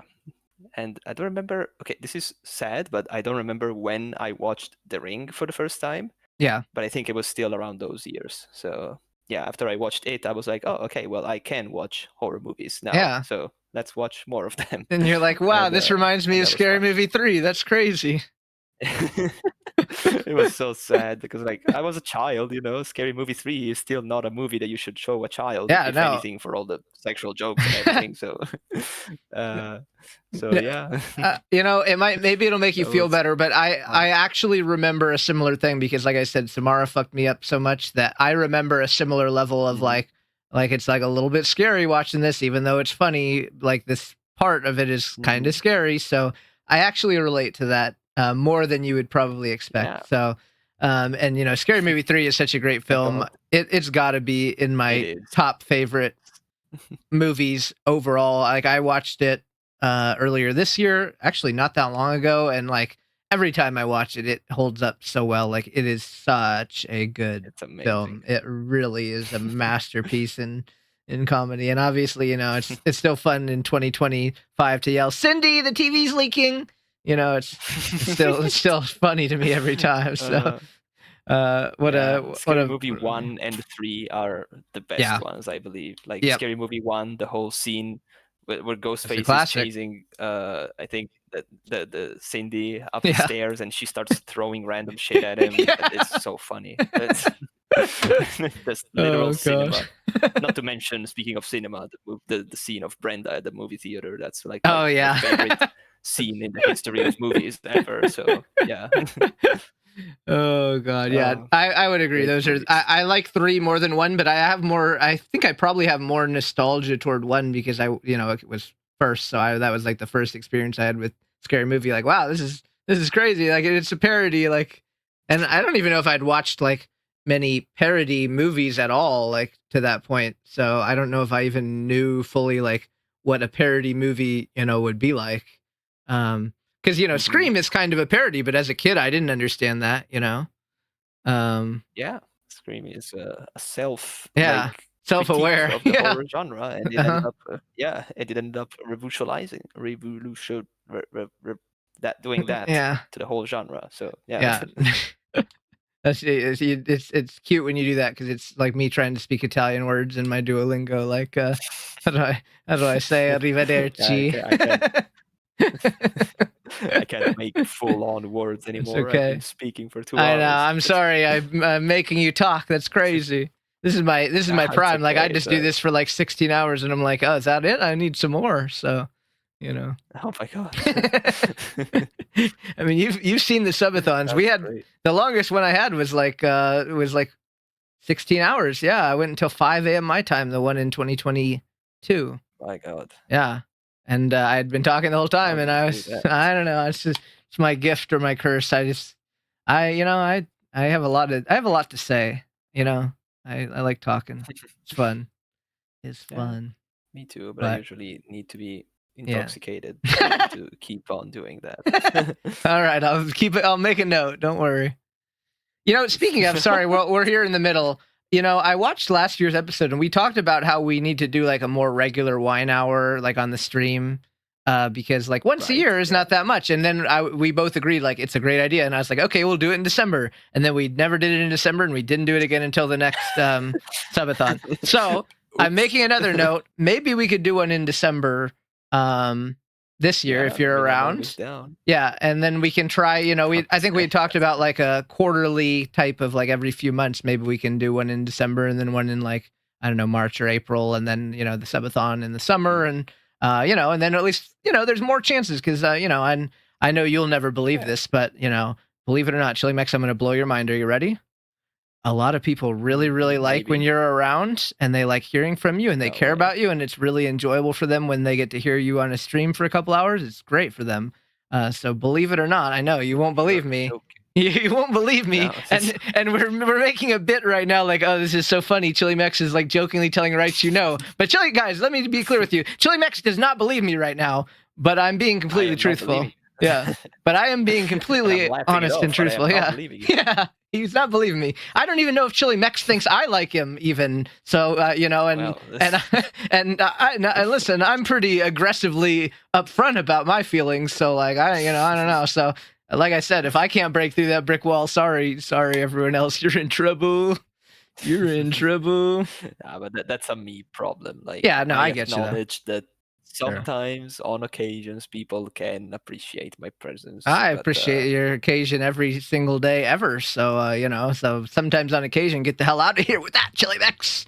I'm just kidding, but no, I get it though. No, well, I will reassure you once again here on this very joking, lighthearted podcast that I enjoy every time I've ever heard from you, ever, and then I've ever talked to you or ever done anything with you. It's always been a pleasure. Literally, CHILEMEX, and I say this, you know, we normally I would just wait to glaze you on the stream because it's more funny when there's like a million people there, but like you have never given me an experience that was anything less than very, very positive. And I say that, I don't say that lightly. Like I don't recall a time where I was like, dang, CHILEMEX really annoyed me that day, or that really wasn't pleasant. So it's a good quality you have of bringing good energy. So keep it up, even though you don't believe it. I think keep being you, and you know, you're doing a good job. So good job. This is the thing. I really like. I wish you could see my face right now because like I don't know how to describe it because like if you saw me, you would think that I look disgusted at what you're saying. I know the face. I know the face you're making. Yeah. And it comes very clearly in your tone. Like when I think it was recently, I was like, turn on your webcam, CHILEMEX. I want to see you. And you're like, you had the most disgusted tone. Like, right, you shut the hell up. Like you will not. And I'm like, but I'm being serious. But like, you know, but yeah, no, but like, I don't mean it in a bad way because I know you're being honest, and I appreciate that. I just you're like, what a psycho. You have bad taste. You like me? You fucking psycho. No, but that is what you're kind of thinking, low key though. Like, yeah, a little bit. You are not that aggressively, but. Yeah, this is one of those Karen moments that I mentioned, you know, when all I can react to is like, just the sound of displeasement, but like in a good way. And it's complicated. Trust me, I hear it every time me or anyone else has ever been like, "Oh, CHILEMEX, you're really handsome," and you go like you have that tone of like, "Are you just have shit taste? You're fucking wild for that. Like, are you fucking?" I'm like, you could tell it from the tone. So work on that. So don't worry. I will say, don't worry. Your tone conveys I can't see your face right now, but your tone alone perfectly, before you even did the little explanation, your tone perfectly conveyed the kind of face that I think you would be making when I said those things. So good. Don't you worry. You know, and I think that's, you know, one of the things too is like you can say like, you know, I need to work on those things, etc. But you know, for example, me and everyone, I mean, you know, many other amazing people in your life, we're still here, despite those things that you know, that you feel like you need to work on, etc. So I think you're doing a lot right. And yeah, so anyway, that's my CHILEMEX glazing session. Sorry, I have to get it out of my system because I'll be honest, every time I mean, you already know. I mean, I think that's where the whole like CHILEMEX thing like originated from, is just because like when I see, you know, it's an interesting kind of analogy. You know, it might sound kind of like a weird analogy, but do you know, like, and like, I might sound weird, but you know, I'm very okay with making myself seem, you know me, like I'm okay with being the butt of the joke.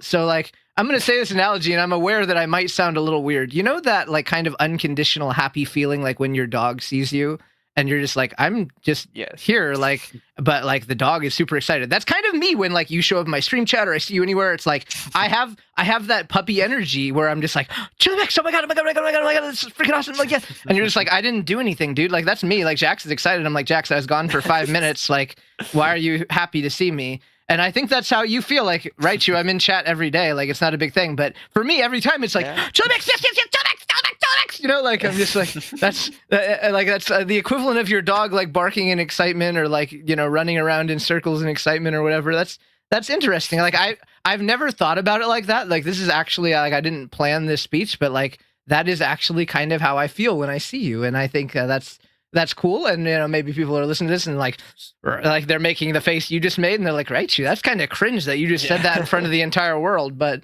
you know, I don't mind being the butt of the joke. That's how I actually feel. So you know, that's an interesting self discovery there. So now I guess now you can take it. Go ahead. Yeah, no. Go ahead. No, I was just gonna say now you can take it like that every time that you see me get excited over your arrival anywhere. You can imagine Puppy writes you when you come to the freaking door. Exact thing, yeah. I mean, it's like obviously I'm very glad that you think so, despite again all the difficulty that I may or may not have fully believing it. Not because I think you're lying, of course, but like you know, for a whole other list of reasons that have only have to do with my brain. So you know, they're just gonna have to deal with that. But like you know, it's true that half the time I'm like, you know, what did I even do? I just like there are days when you stream. Like, admittedly, I do like show up to any stream that I can because I still enjoy being there. But there are days where I barely even chat in stream. I just keep it there and just relax and vibe and do other things while I still watch and lurk.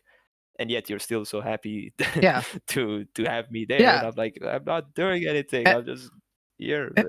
And I think that's really like interesting. And I'm gonna get deep into like my own vulnerabilities and my own like talking about like sappy type sounding stuff where people might listen and say, wow, right, she was really cringe going into that. But I mean, I think that is unconditional appreciation and loyalty like a dog would have. I mean, that's literally you just described it perfectly. Like even knowing that you're there is like Jax right now, like he knows I'm home, right? But like I'm not in his presence. Like when you're in my chat, I know that you're there, even if you're not necessarily doing anything, and that gives me comfort. And like, and also, yeah, like I said, I mean, I guess that truly is like the unconditional, you know, for lack of a better term, like the unconditional love and loyalty of like someone that you really care about.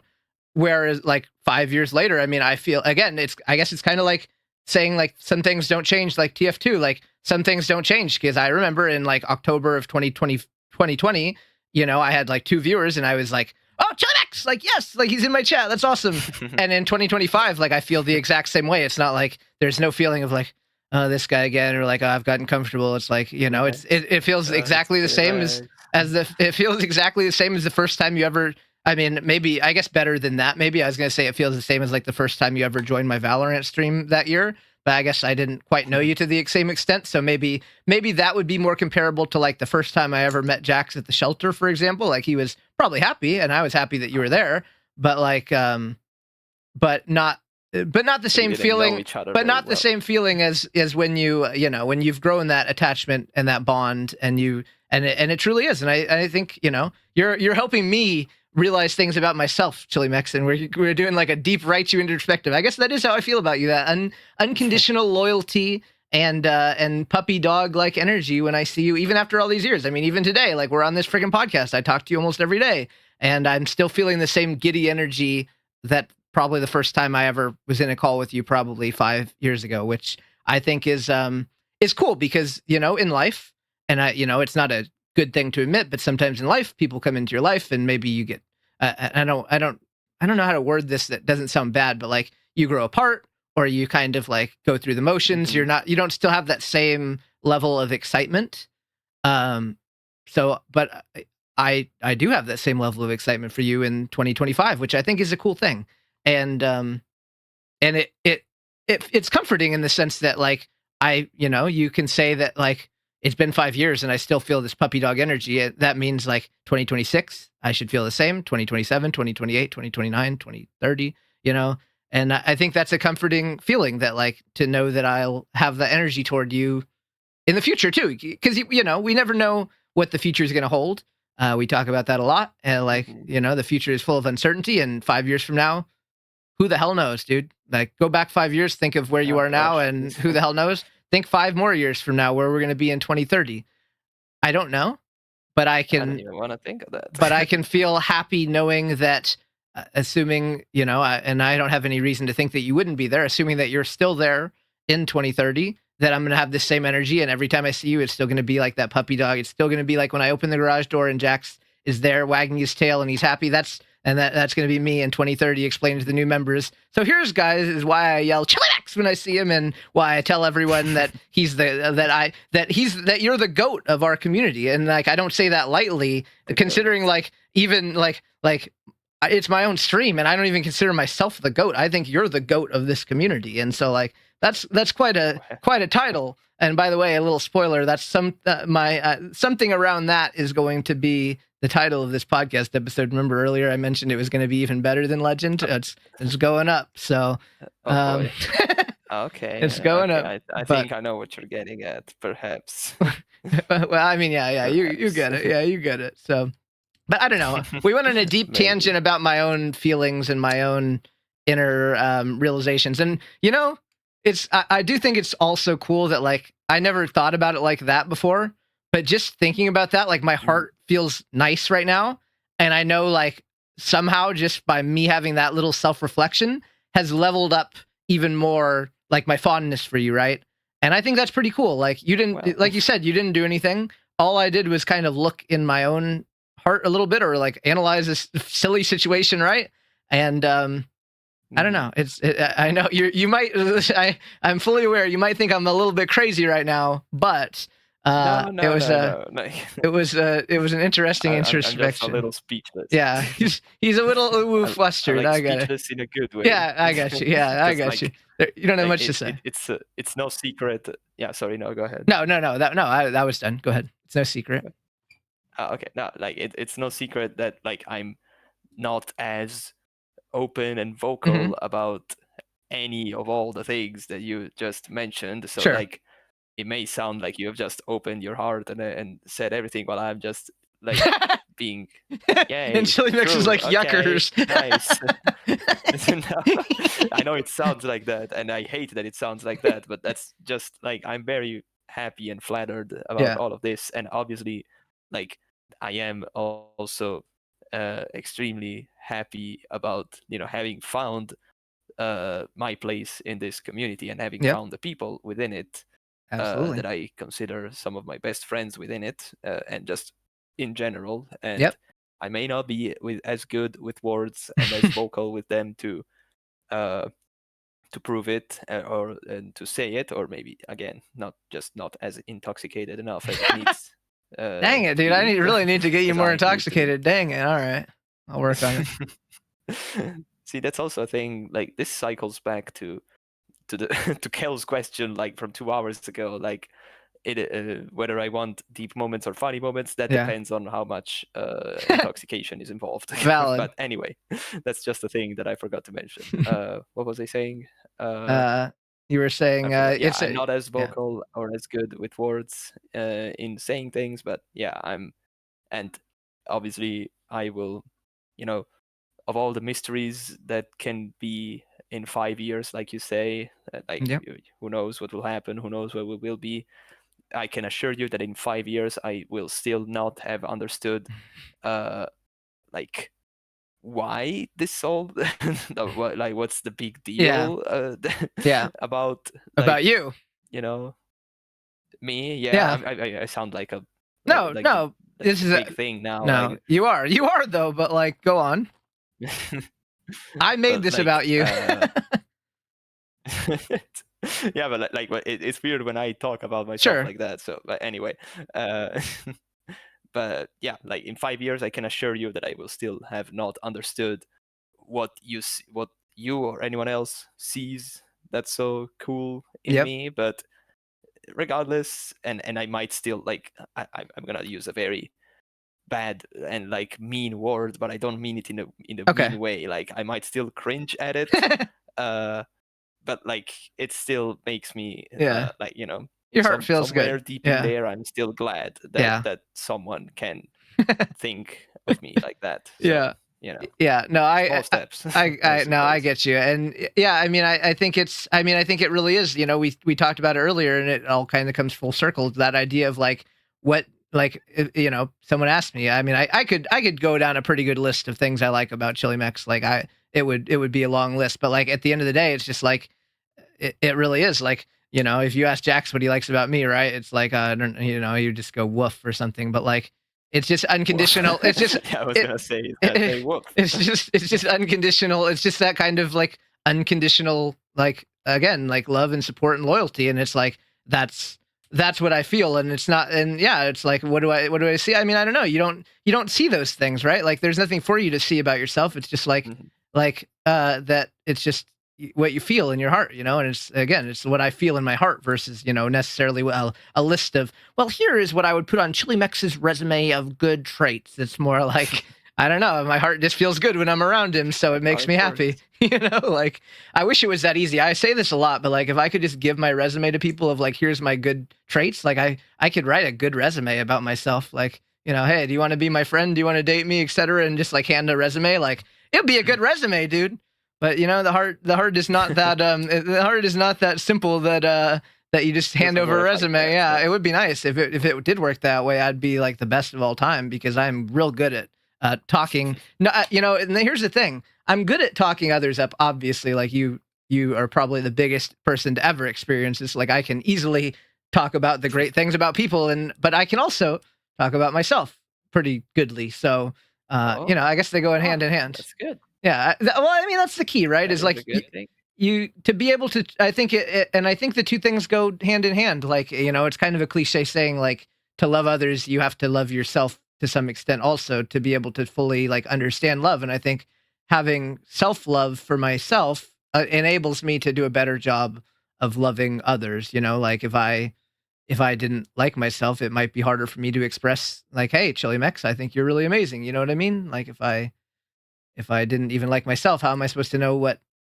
to like about others, if that makes any sense at all? I'm just kind of rambling, but I do think that things go hand in hand to some extent. But yeah, I don't know. Wow, that was really, I know we were like, I don't even remember how we got here, but like I'm never going to be able to, I'm never going to be able to unthink about that though, that it really is the puppy energy. And I hope that you will, I hope that, you know, as silly as the analogy sounds, I hope that it will hopefully bring a smile to your face when you can think about that as you know, it really came out like a freaking, you know, I say a lot, like, I don't remember how we originated, like, CHILEMEX, like saying it like that, but I legitimately think it was from a point where I was just so excited to see you every time that I had to say it like that. Like I even today, even to this day, it's very hard for me to be like, hey, CHILEMEX, it's really good to see you. Like, even if I'm feeling sad, like whatever I'm feeling. And I think that really is the key to like everything, right? Like if Jax is feeling sad and he sees me, he's not sad anymore. Like his tail wags and stuff. If I'm having a bad day, like even when I see you, CHILEMEX, I don't say like, hey, CHILEMEX. I'm like, hey, CHILEMEX, you know, like, or like, and you know, I've like, you know, we've been through some shit. You've seen me on some bad days. And I think even on those days, that puppy energy that I have toward you kind of shines through. So yeah. Anyway, it's an admirable level of energy. Yeah, I'll tell you that. Thank you. Well, and you bring it out. I mean, on my bad days. Yeah.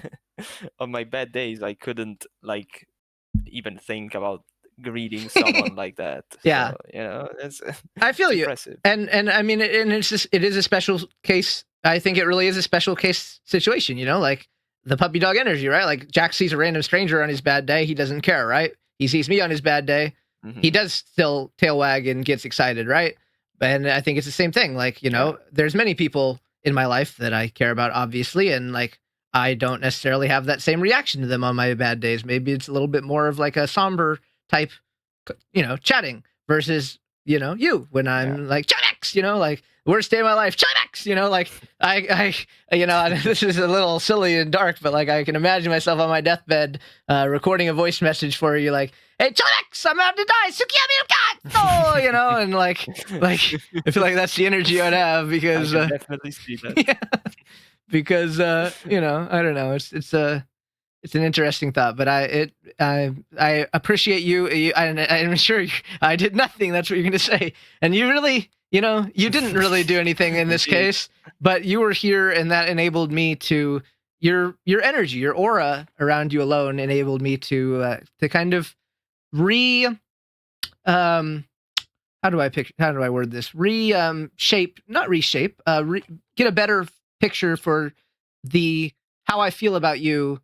I guess, I don't even know if that's the right word to say it, but it helped me understand myself better and why I do the things I do. Cause even up to 2 hours ago, I didn't really understand why, going back 5+ years, I would say Chilemex. But, after a little bit of self-analysis here, I think that's what it is. You bring out the good energy. So thank you. Yeah, thank you for helping bring out that energy, because it is a good feeling, and I mean, yeah, you always bring out a good feeling for me. So thank you, I appreciate that. I can only be thankful in return. Yeah, despite again, it doesn't. Despite doesn't his like cringe I have face, the same energy, but the people watching this are like, "Oh, right, you made a fool of himself. Yikers! CHILEMEX hates his ass." No. I want to make it very clear to anyone watching that that's not the case. So thank you. I appreciate that. I'm glad, because I'd be embarrassed if everyone just thought you hated me, and but that's good. We'll take it. No, that is not the case. Don't worry, guys. Thank you. Okay, so I believe that was a tangent from our question of first horror movie. So my next one.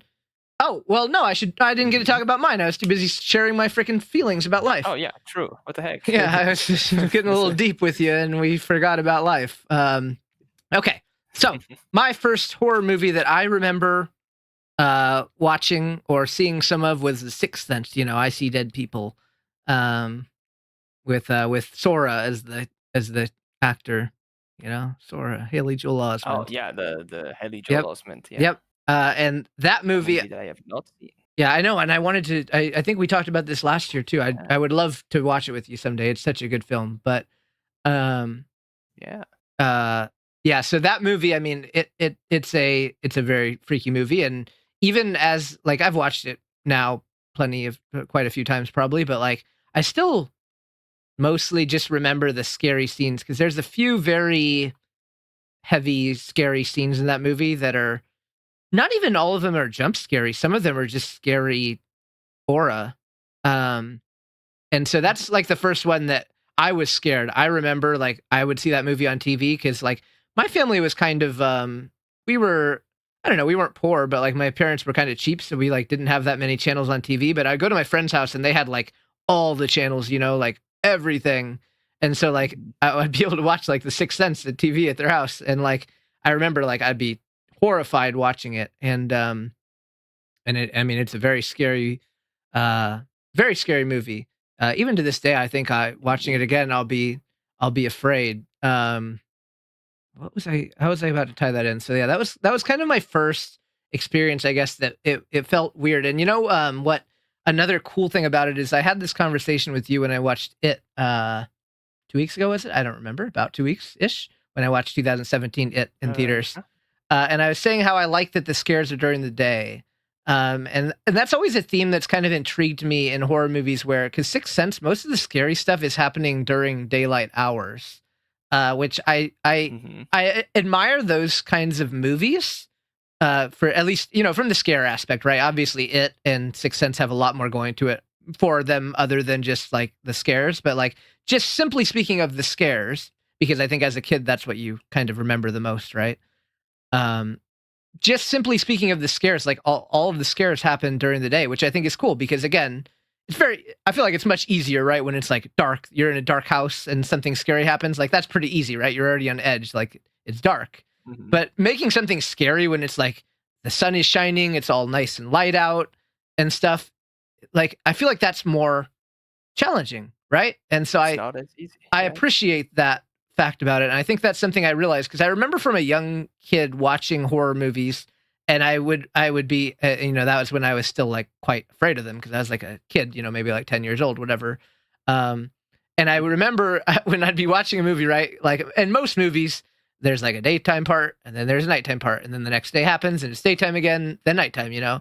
And like a lot of movies, it's like, okay, it's nighttime, scary shit's about to happen, and then like that scene ends, and then it's daytime again, right? And it's like, okay, like I remember as a kid thinking like, okay, it's daytime, thank God I can like chill, you know, like I get like a little like break from my heart rate being up because like the nighttime scenes were scary, and now it's daytime, so okay, cool. But like those movies, like there's no, you don't, and I think that's in a cool way, like you don't have a break. Like it's daytime, but like scary shit is happening during the day as well. Yeah. Which is, you know, which is very cool. And I remember even then, yeah, feeling like that. So yeah, that was my first. That movie messed me up, but not as much at all as The Ring, which we talked about. The Ring, obviously, and that's definitely my number one most traumatizing movie. I don't remember how old I was. I was probably in middle school, probably around like when you watched it. And I watched The Ring, and yeah, I couldn't sleep with the TV off because it might turn on and go to static. And any sight of Samara, even in like scary movie, like you said, freaking scary. Yeah. Being around a TV at all, scary. Like anything having to do with a TV was freaking scary. And, you know, making a TV scary, you know, just to randomly compliment The Ring is not an easy feat, I feel like. You know what I mean? Like, like TVs aren't scary. It's a freaking TV, but they made TV scary as shit, dude. Like they shouldn't be scary, at least. I apologize for my parents' electric bill that I slept with the TV on a lot because I was fucking scared, dude. I couldn't, even if I like woke up in the middle of the night and like the TV was off, oh, I turned that shit back on, dude. I don't care. Of course. Yeah, can't risk it. Yeah, I can't risk it. Samara's gonna get me, and yeah, you know, I have a lot of fond memories of The Ring in general. Like I watched that in theaters with my mom. I think I watched it in theaters 3 times, maybe. And you know, it's a PG-13 movie, so it was okay. I was probably about 13, so it's probably okay. But yeah, and that's why I'm really excited. Next Wednesday, 1 week from today, I get to watch it in theaters again, and that's so lucky. I wish you could watch it with me. It would be great because yeah, it's definitely a different it's a different experience, right? Like I never watched Scream in theaters. I got to watch that. I never watched The Funhouse. I got to watch that. Yeah. Like It, I did watch in theaters, and not that long ago. So it felt, I guess, not as like, I don't want to say not special because it's still great to watch it in theaters, but like I watched it in theaters pretty recently, you know, like 8 years ago. It's not that long. My life was different, but not that different. You know what I mean? Like in the sense of like, versus watching The Ring in 2000, early 2000s versus watching it in theaters in 2025 is going to be very, very, very, very different, you know, a different vibe. So yeah, it's cool. And, yeah, I think it's a great experience. You just got to watch Back to the Future yesterday for the first time. I've never watched that in theaters, actually. I did. Yeah. But, yeah, the room was fucking full. Cool. Yeah, that's crazy because that's how my Scream theater was, which is definitely not. I know that's how I felt about Scream. Like I thought, no, it's okay. Like that's how I felt about Scream. Like I'd been to a few other of the horror classics, and like they're not empty like a lot of movies are because there's only one showtime every day. So like, and I think my theater is the only one in the city that's doing it, so people are traveling. But like, you know, Hereditary, they were. I don't want to say full is a stretch, but they were pretty full, right? Like I didn't have to sit next to anyone, but like there was a good amount of people. But Scream, my choices were sit next to someone or sit at the very front row, you know, like where you're like right up against the screen. Oh yeah, and, the bottom. And that was packed. So I'm like, I guess I'm sitting next to this freako who leaves all his trash on the freaking thing like a true psycho. But yeah, you know, and I probably looked like a psycho picking up this random person's trash. The other people probably looking at me like, what a fucking psycho. But I don't know. Ever since I met you, I have this energy to like do good for the movie theater people. It's crazy. But and I'm sure someone. I hope someone appreciates it. Yeah, even I hope if so. Silently. Yeah. They don't know. Maybe they're cringing. They're like, they're making the CHILEMEX face. Like, what does this guy think he is? A nice person? Yuck. Gross, dude. Yeah, disgusting. I think my movie theater people like me. They compliment my Spyro hat. They see my Spyro hat and they like it. So I think they like me there. I don't know. Nice. Yeah. Good taste. I know. I love it. People. I know. I like hats, so I wear a lot of hats. But like Spyro is like the one I get the most compliments. Even like when I met one of my favorite bands, like I think I mentioned this, like they complimented my Spyro hat. Like I wore the Spyro hat because I knew like they're around my age. They probably like Spyro. And when they like were like, "Oh, sick hat," I was just like this is like peak. Like I am peaking as a person right now. Yeah, like, and it's great. Like I'm glad people like Spyro. Yeah. Yeah, very happy. I would have loved that too. Yeah, I would have been like over the moon for that. Don't worry. When we hang out, I'll let you wear it, and then we can have people talk to you about Spyro randomly. It'll be great. But yeah. So I guess that's my my experiences from horror. So yeah, I will jump to my next point here. So first horror game that you remember playing. So you never played any PC game. I assume you didn't play any horror games until 2014, since that was the first PC game. I mean, maybe I'm wrong. Maybe you were playing Silent Hill on PS1 like a little psycho child, but I doubt it, knowing you. But do tell. I have the most unpredictable answer to this. Oh, I can't wait.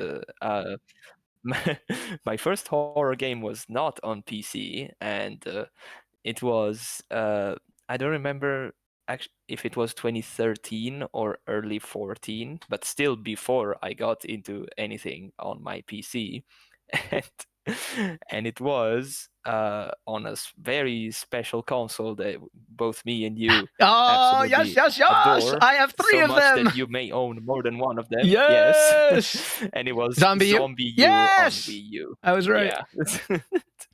Yeah, that's a great game. I was like, I want to play something on Wii U, and as we know, Wii U didn't have a lot of games. So I was like, I refuse to admit that. Something for this thing. And I was like, I was actually a criminal because I played it before I was the age that the game recommends you to be playing. Oh, crazy! Yeah, it's probably like a 17 game, and you were probably like 16 because 97. 18, oh, 18. Okay, gotcha. It's it's 18 plus here for Peggy. Oh, okay. And I was not 18, so I played that when I was like 16, 17. Don't really remember exactly. And surprisingly enough, I did not quit it in the sense that it wasn't as scary as I thought it was gonna be. So maybe that was my gate into the horror genre. Even though it was a very mild gate, because Zombie U is not a scary game. Yeah, right. Mind you, there's like 2 jump scares in the whole game, and that's it. Yep. But like the rest is just zombies, and you get those in Left 4 Dead as well. Yeah. So yeah, no, it's really not that scary, but it's classified as a horror game, and it was definitely the first one I played. I think zombie games in general are a good type of kind of way to get your foot in the door with horror, like Left 4 Dead. Like stuff like Dead Island is one I think of that I know some people kind of like had, even Dead Rising. Stuff like that, where it's kind of it's not too scary, but it's horror-ish themed. You can dip your toes in and not be, because I mean, if you just go watch the scariest movie ever or play the scariest game ever, and that's your first experience, you're probably going to be like, no, I'm out of here. I'm so not doing that again. Yeah. So having a way to ease in, I mean, I think that's great. And I played Zombie U a lot. It's a fun game. I quite enjoy it. As you know, I'm a Wii U loyalist. I stand by Wii U. Yeah. And isn't that crazy? Someday we could have a Wii U LAN party with multiple consoles. Did you ever think that's so crazy? Like the more time passes, the more absurd that's gonna sound, but we're gonna make it happen. I just love it. It's like my thing. Like even in sushi, like I remember when I first told Sushi that, and like in his community, it's a meme like that Raichu owns 3 Wii U's, because I think he loves the Wii U as well. But like, Raichu owns 3 Wii U's, yeah. And if someone came up to me tomorrow and were like, "Hey, you want to buy my Wii U?" and it was like a good price, like I would buy it, dude, because I don't mind. I'll have more Wii U's, sure. Yeah, someone want to give me another Wii U? Like I only have 2 that I actually had. Like I have my original one, and then I have like the Mario, in the Cat Mario, the Mario 3D World. They had like a special edition one, yeah. So I bought that one because I just thought it looked cool. And then, but my third one was literally like I was at like I don't know if you guys have the equivalent, like we call them thrift stores, but they're like charity shops and stuff like that. And like people donate their goods and you buy them. Yeah.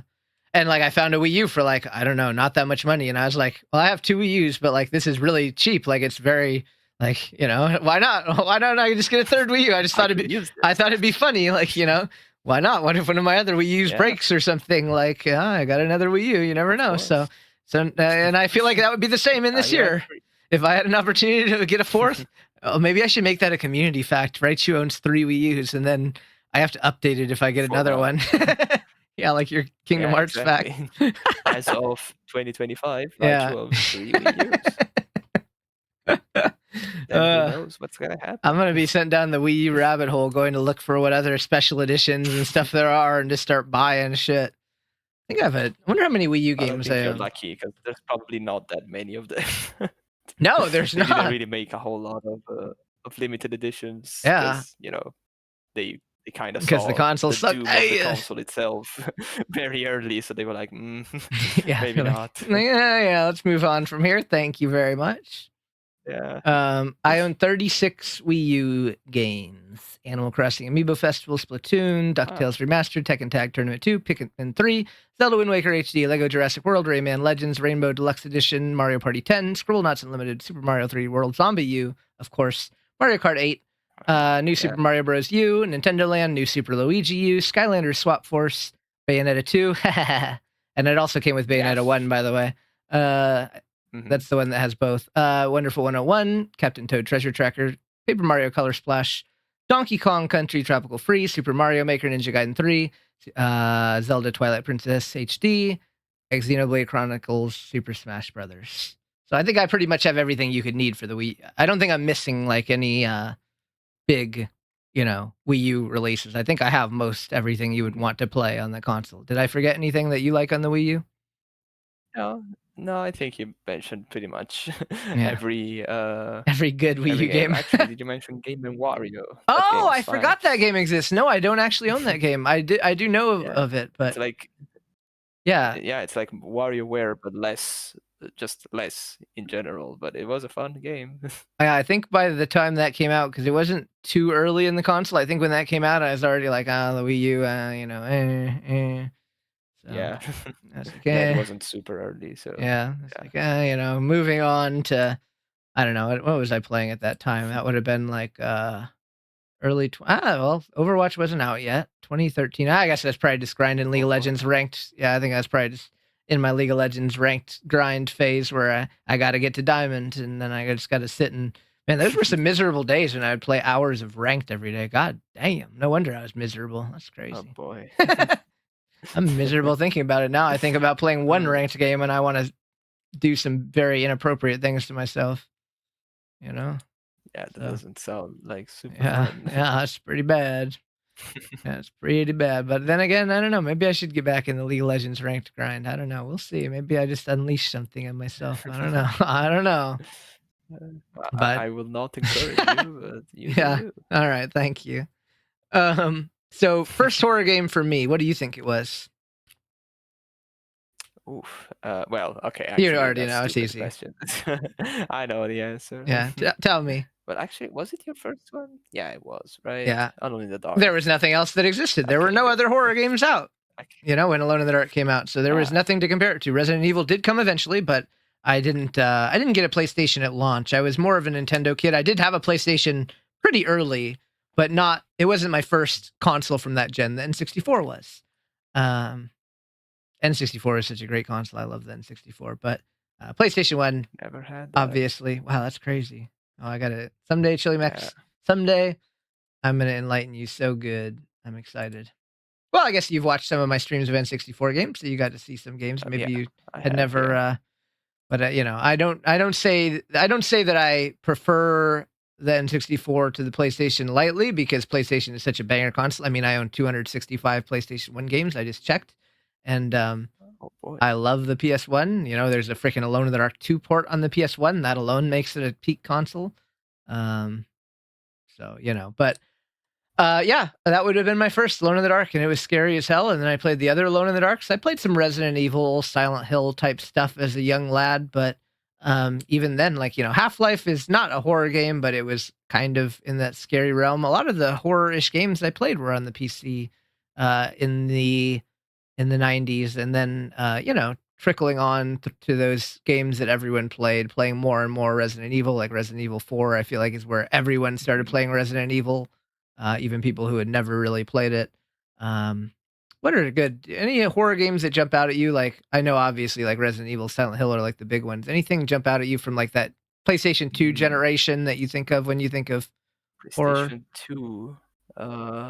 I'm trying to Not think that if I have anything. personally played, Yeah, because on PS2, again, I never really played anything yeah, for the grown-ups. I yeah, just played my little Kingdom Hearts and the yeah. other That's so Disney wholesome. tie-in games and Yeah, stuff like that. So not a lot you know. of stuff for the big boys. But yeah, I can't really think of any Yeah, other examples aside from the ones you obviously yeah, yeah. mentioned. There were some, but yeah, I think mostly mine was horror games. And then like Steam took off and stuff like Amnesia was really popular. I played Yeah. Amnesia when I was pretty young. Oh, true. Yeah. And so stuff like Then that. I think horror when gameplay started becoming popular and whatnot. exactly, So, exactly, just yeah. Because YouTube videos. a lot of the time in those eras, right? Like, and there's a reason why a lot of the horror games in those eras are more rare / expensive is because they didn't sell well, right? Like, you're not going to the store. You go to the store and it's like, oh, I Hmm. could buy Spyro the Dragon, or I could buy this random ass, game with like a ghostly looking creature on it. Like, and this is coming Yeah, from me who like I like spooky stuff, but like even me, I would choose the Spyro, right? So it's like of course. it was tough for those in those days for horror games. I feel like a lot, and Steam definitely made it easier. I remember even like, wow, what's this game? Mhm. Amnesia. This is crazy. Like, let's play this. Like, and it was very scary.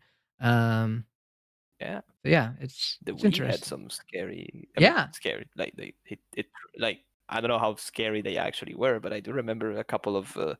scary-looking cover arts Like for Wii games, and They then had it the was Ju-on game on the Wii. Like, that's crazy. Like yeah. that.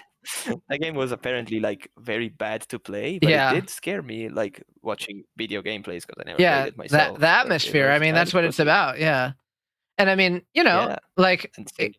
And I think that's sometimes being clunky can add to the appeal. Like, playing like Alone in the Dark. Like, Yeah, I can't lie. As a child, like that's not peak controls, but like mhm. it was still scary. Definitely not. So it's I interesting. think a while ago we mentioned the calling Wii Yep, game. That I thing own The was Calling. crazy. Yeah, I own that game. There's a game called That's Cursed Mountain. that was clever, because it used the freaking Wiimote speaker Yeah. as the phone speaker. It was Mm-hmm. amazing. Yeah, I they did never some played it things. myself, but it was cool. They did some cool things in that era. The Wii, Yeah, they did some neat things. Uh, Obscure the Aftermath is indeed. on the Wii. I'm on my Wii collection right now looking at some horror games. Deadly Creatures is kind of like a Uh-huh. horror-ish game. Uh, there's a game called Ghost Squad. Believe it or not, that's not a horror game. It's just about military Ghost. people. Um, Oh, okay. Fragile Dreams. This is a horror game. That's a good horror game. Resident Evil 4, obviously. Haunted Hmm. House. I don't think this is actually scary, but it's called Haunted House, so you would expect it to be, But It sounds I scary. think that's I think that's a child, scary for a 7-year-old, but maybe not as an adult. Ah, okay. Counter Force on the Wii. I wonder where they got the idea to call a shooter counter something. Huh. Interesting. Count. Hmm. Bit Very suspicious, isn't interesting. it? Very interesting. But yeah, no, I mean, I'm very happy that we're at a point where horror is doing so well. Obviously, I mean, I know you are as well. Like movies and games, and it really is just crushing. Because as a younger, in our younger days, I feel like it was not the case. You kind of had to go looking for to even find a horror game. Now I could pop out like 50 pretty darn good horror games if I just went to Steam right now and typed in horror. So I think that's cool. There's a lot of them, yeah. Yeah. It's definitely grown as a genre, and that Yeah. can only make me happy. And I've watched is there an easy way on Letterboxd to see just the number of movies you watched this year? Let me see if I can find that out. Ooh, No, it's probably, I but don't think it's gonna be too easy. Let's see. So let me just see what these are. I'm gonna look at this year. I'm gonna look Uh, at so this is 1, 2, 3, 6, these 12 by 12, so that's 36, 48. So I'm gonna say I've watched probably 50 movies in theaters this year, horror movies. If I had to guess, I'm just gonna take a shot. So we'll say 50, oh, and like they're not all masterpieces, obviously, right? But the fact that they're out there No, of and you course. can watch them, and there's very few that I would say were like really bad. You know what I mean? Like the list of like really Mhm. just abysmally bad ones is not high, and I think that's cool. That there's just ones like there's a lot that like even looking at my list, right? I'm such a good letterboxer now, by the way. Remember when I didn't even do letterbox? Now I do Good. every single one. Yeah, you really inspired that too. So That's good on you. excellent. Good on you for that. But It's so fun to keep it track is. of Oh, I things. love it. Yeah. I may do your Twitter thread thing in 2026 because I seeing you do that all the time has kind of inspired me too. ChileMeX, you're so inspirational. Why do you Oh gotta yeah, be so that's fine.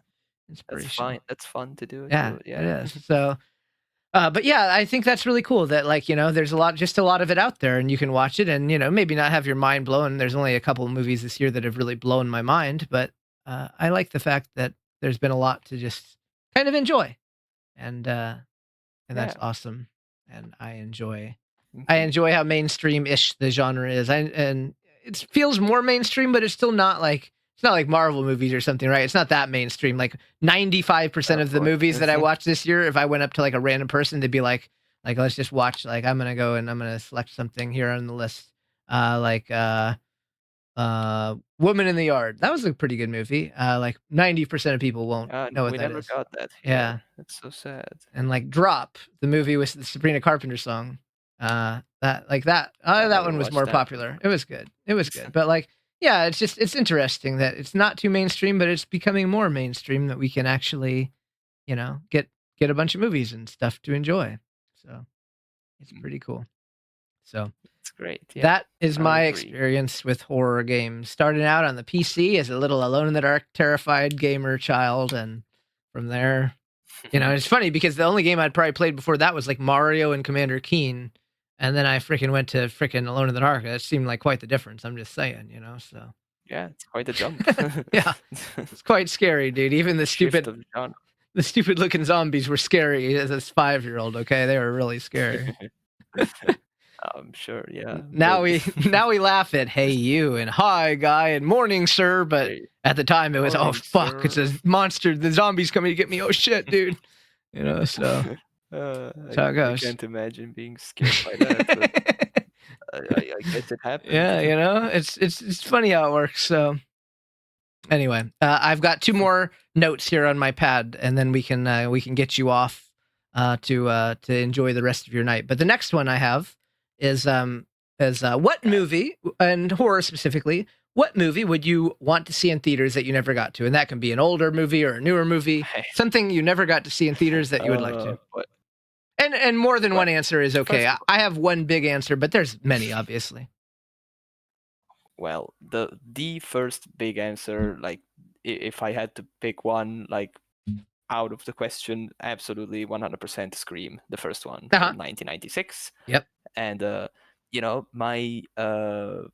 my little innocent heart wants to believe that, how like I'll, I'll go on a tangent here, but like Hmm. the example, just for the sake of the example, yesterday I saw Back to the Future. That's because around these days was the 40th anniversary of that movie, Yep. the release, because it came out in '85, as Yep. far as I know. So, And next year's the 30th okay, anniversary of good. Scream. Exactly. Yeah, that you knew exactly what I was getting Hmm. at. Yeah. So Yeah. like my theater, I mean not my theater, like just movie theaters in general, but it has arrived here in Italy too, thank God. When there's a big anniversary for a movie, they just put it in theaters again. And what do you know? Back to the Future yesterday had almost the full Yeah. room packed, and I am 100% sure that Scream would do the same. So I'm gonna not assume, but like childishly believe that they are gonna do the same thing next year for Scream. Yeah. Maybe even with the excuse that Scream 7 is coming out at the start of the year, so maybe they can do a little double up thing. I don't know, Yeah. maybe. That'd be a good idea. I don't think the excitement around Scream 7 is as big as it's as like I think Scream 1 would do better in theaters than just Oh, I'm sure. Yeah. what Scream 7 will do, but Yeah. like but it doesn't matter, it's Yeah. another thing. But yeah, I'm just gonna hope that they do that next year, and if they do that, I will literally do anything to attend. And yeah, that's my number one answer for sure. Even though I know that movie obviously like very well, I know who the killer is. Sure, spoiler, maybe, I don't know. And but like just watching it in a theater and just, you know, I think that's exactly what the people who saw Back to the Future yesterday, who had already seen it, felt. Like, you know, they know the movie, they know every little word. I mean, not word, but like every what's the word? Like every line, every iconic line, they know it word by word. And but they still went to watch it again and paid good money for it. So I would do exactly the same. Less the paying money for it, because I don't get to do that. Yeah, buddy, I got my membership, so I don't have to pay either. Yeah. I got my staff card, baby. Oh, snap. So yeah, Scream is the number one answer, the obvious one. Other ones, well, second in command, absolutely The Ring. Yes, absolutely. Because like maybe that, like, you know, Scream is a movie that I would love watching because it's Scream, it's my favorite one, and just watching it in a theater seems like the way it was meant to be watched. The Ring, I mean, I'd say it's my second favorite horror movie, and also like I think it would have the extra of being visually so interesting. It's like, so powerful. It really is. Yeah, about, like the filter, it like is the green filter that The Ring has. It's so. It is such an experience. Yeah. I have to say, as someone who's seen both of them now, Scream in theaters was amazing. Like the audience interaction, like people laughing, it's so great. But wow, what an experience The Ring is in theaters! And I am so that movie is just such a beautiful experience. So sorry for kind of cutting you off there, but please continue. No. That's like it was for the sake of what I was saying. Like The Ring is, other than being obviously interesting as a movie for the story, it's like so visually entertaining because it's so sad, it's so green, it's so gloomy. It's like the more it goes on, the worse it starts to look. Not worse in the sense like bad, but like you feel the pressure of the curse on the visuals as well, because it never stops raining. It keeps all this gloomy it's so good, atmosphere, dude. the green filter. It's incredible, and I think that really shows the best of itself on the big screen, of course. So yeah, I would absolutely watch that. As the biggest proponent of The Ring ever, I feel like I would be so happy if you get to watch that in theaters, because that's my movie. Like and I'm unbelievably excited, but I would love for you to be able to watch it if we got to watch it together in theaters someday. Wow. But like what a film. Like what an experience. I'm so excited. You already know, when I walk out of that theater next week, it's going to be well, you won't know, you'll be asleep still, but you'll wake up and you'll see like a long ass voice clip from Raichu, and you'll be like, oh, he had a good experience. Here we go. It's going to be a good experience. And I'm unbelievably excited. You know, you brought up an interesting point, and I actually had intended to this, but I forgot to write it down. Have you ever felt like, and this is it's a little random tangent, and it's a little less lighthearted. Have you ever felt like, in The Ring, right? Like shit starts getting worse. Like every day you feel the tension, like there's a bad day coming, right? And that toward that tension, things just start getting worse. Like the tension is palpable, like the character's sanity is draining, and stuff like that. Have you ever felt like that in real life when you have something coming up that you're kind of scared or nervous about, and you kind of feel like, similarly to like how it is with The Ring, where like each day it gets closer, you feel like somewhat, to some extent, your sanity's draining a little bit? Because I was thinking about that, and I was like, I do have that. And like it's interesting because I don't know, it's just another interesting tie back to like being able to relate more with the movie, because just, obviously I've never been cursed by a freaking cursed videotape, thankfully, but like, no, I understand the feeling of like, you kind of feel yourself losing your sanity a little bit as this scary day, and obviously any scary day I've had is not as scary as dying. Like you're about to die on this day, but like, doesn't get worse than that. Yeah, but like just on that level of like, man, the scary day is coming up, and I can feel myself kind of like losing a little bit of like my own sanity as we approach that day. You know, does that make sense? So I don't know. It's just something Yeah, I no, wanted to add since I knew we'd be talking about The Ring, and I just wanted to kind of tie it back with that because, yeah, I don't know.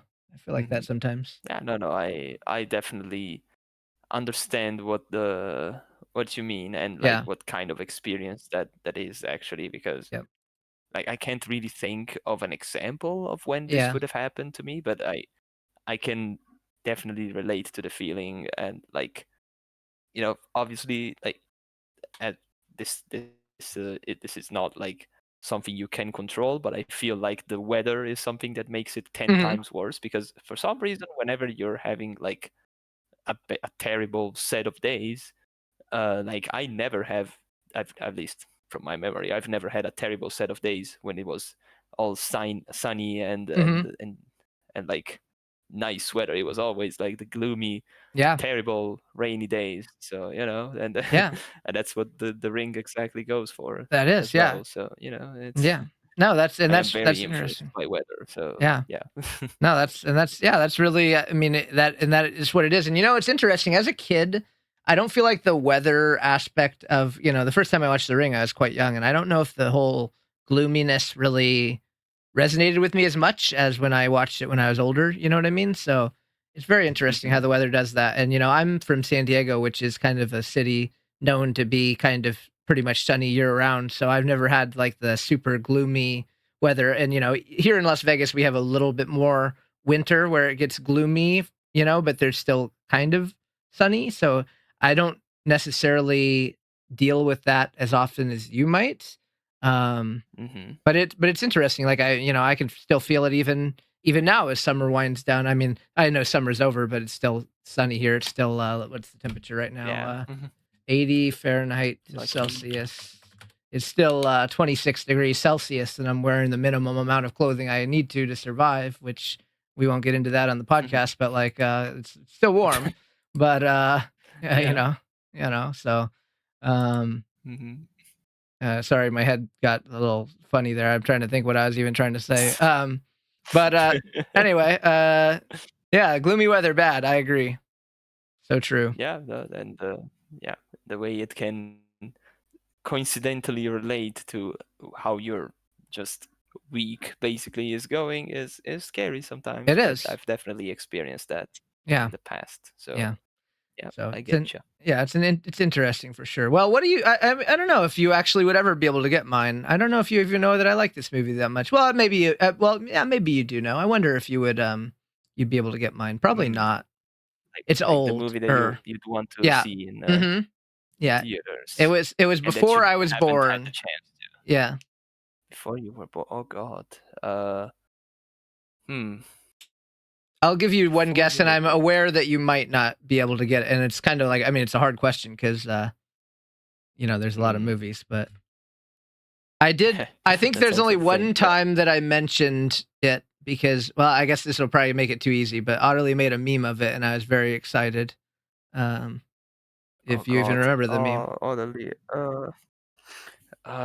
why with you and Oddly has made a lot Aaron. of memes, to be fair. He made a meme with you and uh, Aaron in fursuit. I remember that some in fursuit. Oh my God, I remember something about this, but I don't remember what it was about. It's The Oh no. Shining.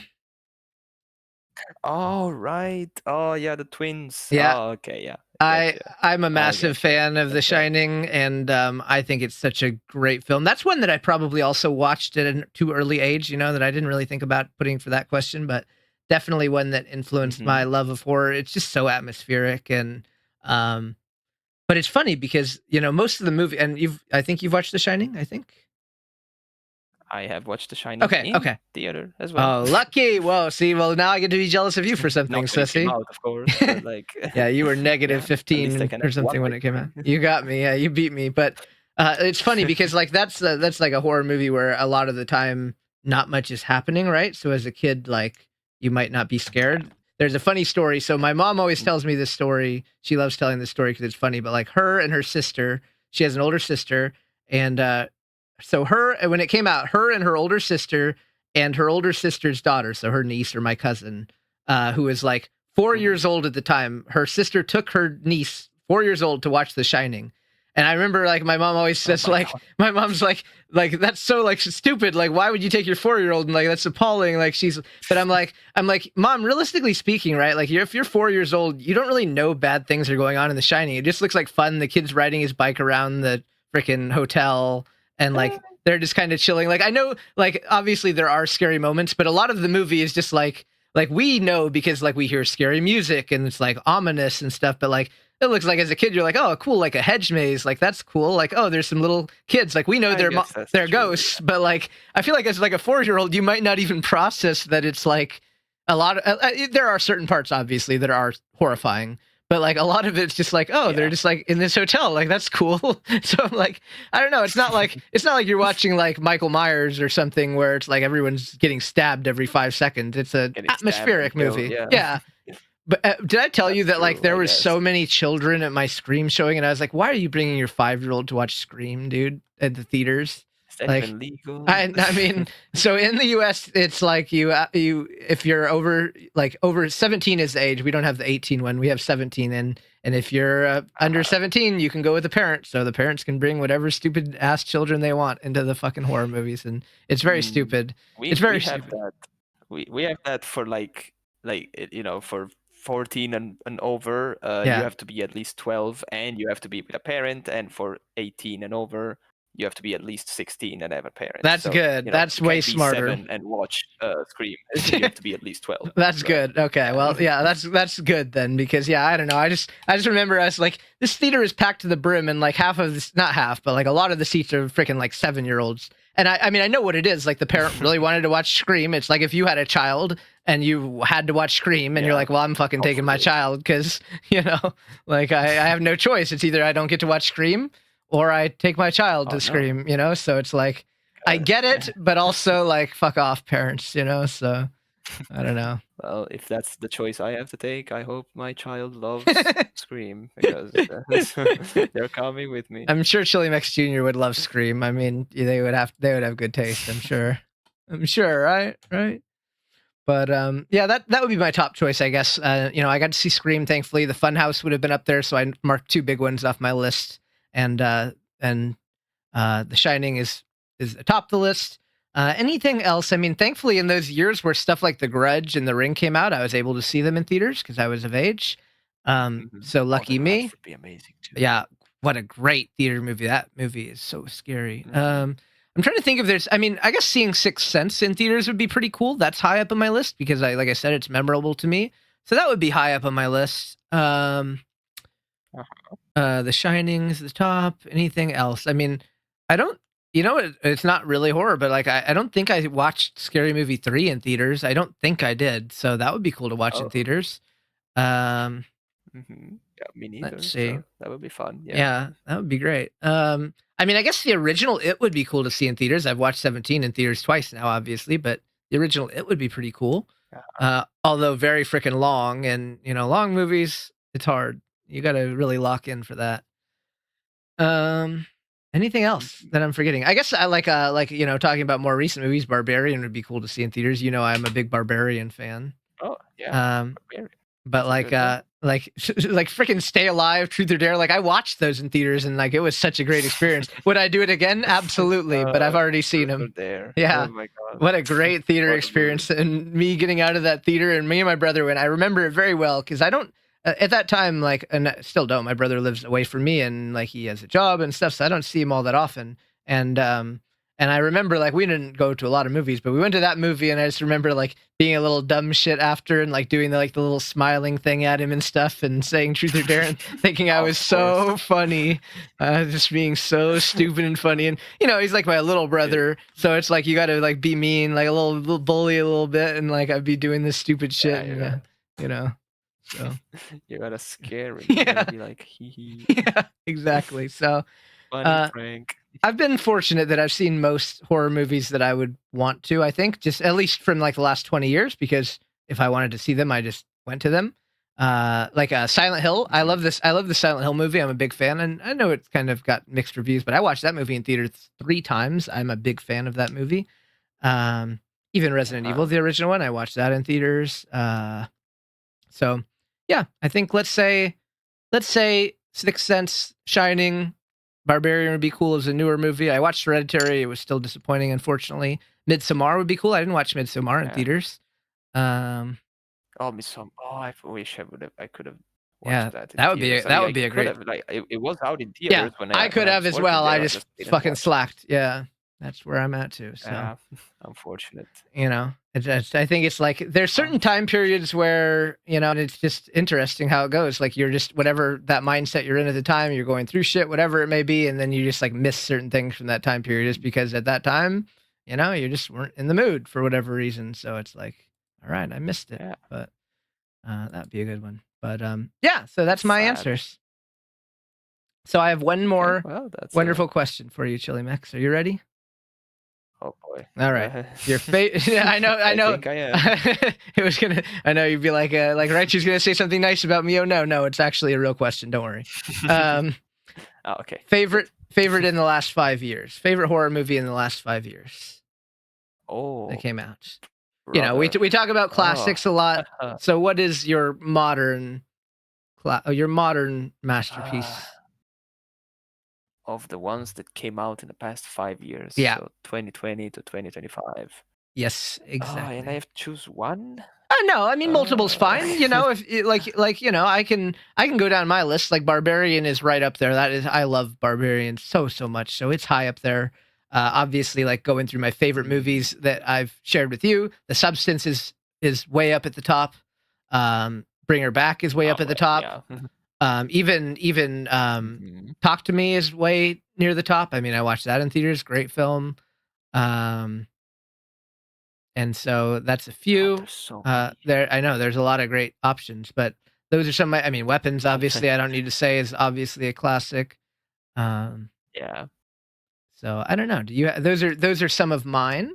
I'll be honest. I opened. I'm cheating. I'm looking at Letterboxd. No, that's good. Right now. That's good. I just opened mine too. Yeah. Okay, good. And there's literally so many that I could mention. I'm like, well, okay. Well, you know, I'll start with the easy ones, which is kind of cheating as well, but I will count them. Scream 5 and Scream 6. Yep. That Those came out. I was gonna say that. Yep. In between. Mm-hmm. Yeah, and especially, I don't know which one I like the most out of the two. Maybe Scream 5, just a little bit more. Which is not even called Scream 5, it's just called Scream. But for the sake of clarity, I will call it Scream 5 because that's what a good title. What a good movie title. Yeah. Why do they even do this? They did this for Halloween too. The 2018 remake, they just called it Halloween. Like, why are you making this difficult? Yeah, seriously. But yeah, so those were good, obviously. I like X a lot. Yeah.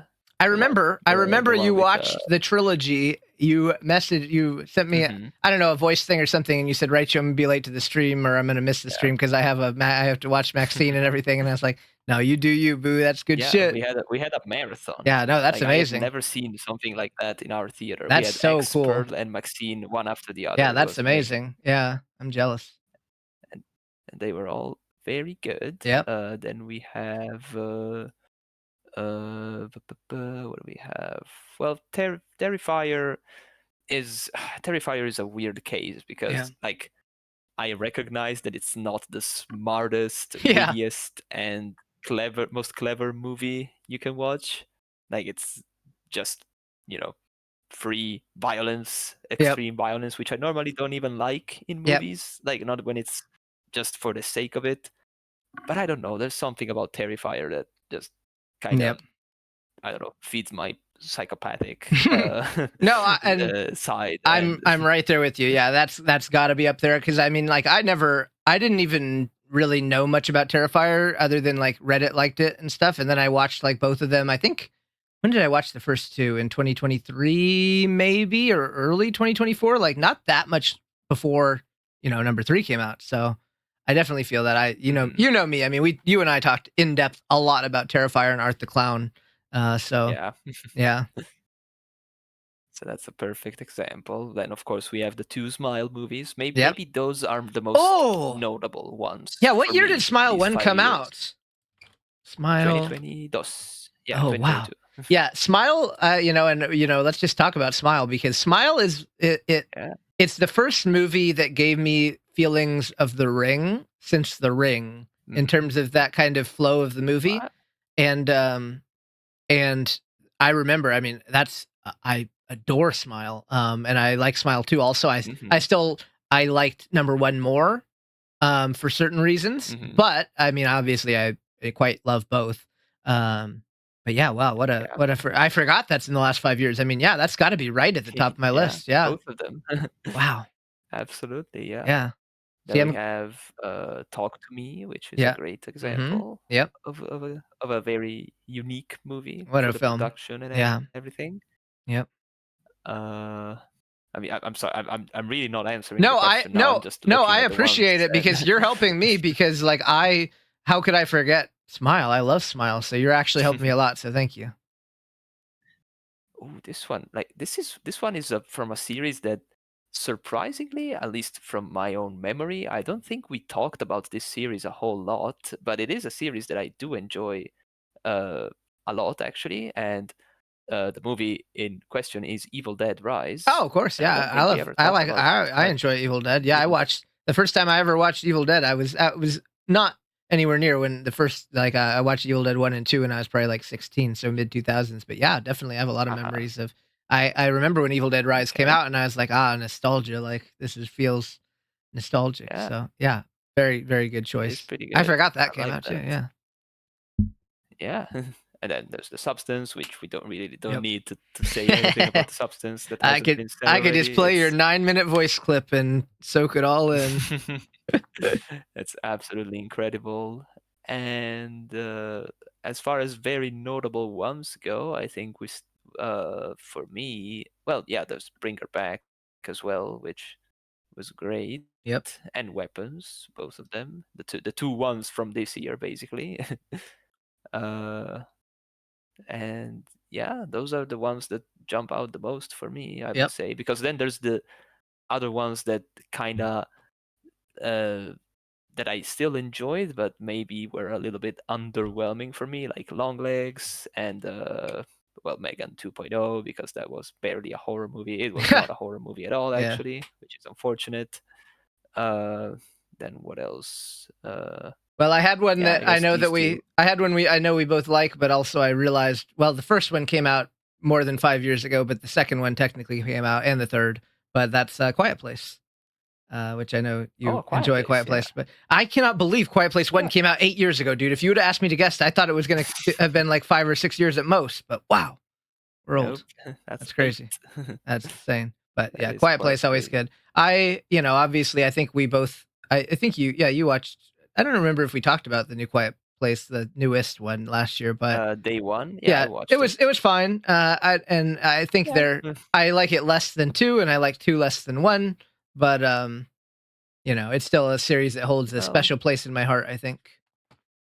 To me, yeah, it was a fine watch. I gave it 3 stars, which for me means it was nice. Guess what, bestie? I also gave it 3 stars. So nice. We're on the same page. High five. Yes. Hell yeah. I gave The Substance 5 stars. That's my only 5-star movie. Wait, did I give Bring Her Back 5 stars? Let's see. I gave Bring Her Back 4.5 because I felt crazy like that. Okay, I gave it 4.5. Yeah, Substance is my only 5er on Letterboxd. Even Scream, I think, only got 4.5 for me.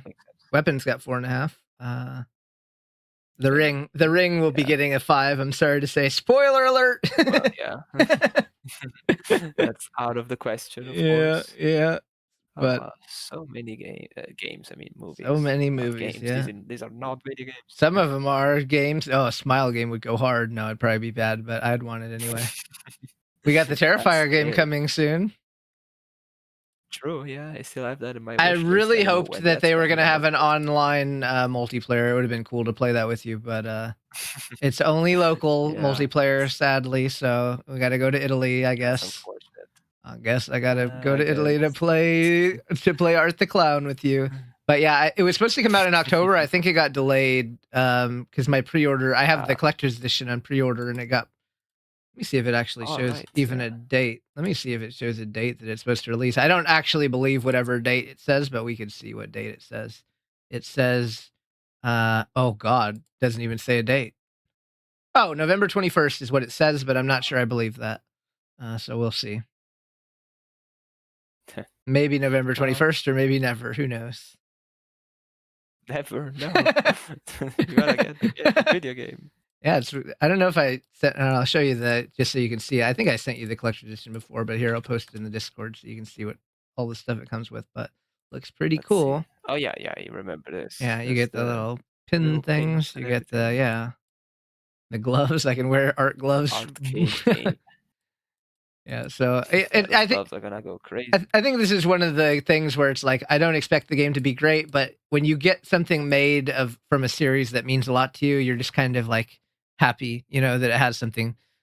Mm-hmm. Like the video game of The Ring would probably. Well, yeah, I mean there is one, and I'm really happy it exists, but it's not good. Oh, that game is so funny. Like yeah, it has no reason to exist, but it's so. I own the damn game, but I'm not necessarily happy. Well, I am happy that it exists, but it's not a good game. But I am so happy it exists. So, it's such a confusing game. I love that. Yeah, and the controls are really bad in that game too. But anyway, yeah, we won't get on that tangent too much. But yeah, what a game. It's funny. Like I forgot that it actually had you forget things exist. Like.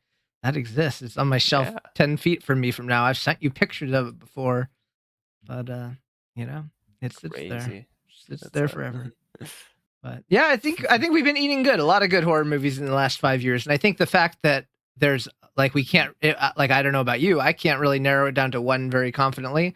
I think that says a lot about, the amount that we've had. We're eating good, as the kids say. Yeah, that's the thing. I can't really choose one either. Like maybe if I really, really, really had to, it would be the two Smile movies. I can't even pick one of the two. Like you have to put them together. I can't choose between the two in my case. Honestly, that might be my choice as well. And I can't believe I forgot that Smile was in the last 5 years. But that movie made me feel things that I haven't felt in a long time for a horror movie, and really, really great. I think we're on a similar page. I love The Substance, so it's right there. I think of the last 2 years, The Substance is my favorite movie, and I think yours is Smile too in the last 2 years. But well, I mean horror. Sorry, only horror. But horror specifically. Yeah, because otherwise it's the Wild Robot. Yes, I know you. Yeah, Cincy. I think that's so funny. Oh, no, sorry. Go ahead. No, I was just gonna say I think it's cool. Like you helped me watch some movies that I wouldn't have watched otherwise, like Wild Robot and Wicked last year. Yeah, I think that's cool. That's all I wanted to say. Go on. Speaking of which, I was gonna just say that I'm still looking at my Letterboxd collection thingy, and it's so funny because, like, speaking of the Wild Robot, like the poster for the Wild Robot for my collection is standing exactly between freaking Smile 2, Terrifier 3, and Wicked. Like it's a freaking mess of movies that are completely different from each other, but it's kind of funny. Wait, how is yours sorted by release date or?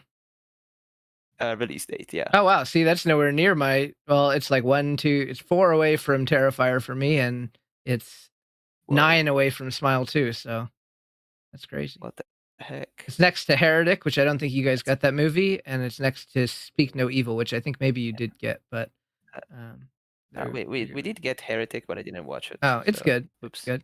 No, it's pretty good though. It's good. Solid movie. 4 stars from the vaRAIety, which is not necessarily saying a lot, but 4 is for me is a good baseline. Pretty good. It's solid. Yeah. Solid. I enjoyed it. Yeah.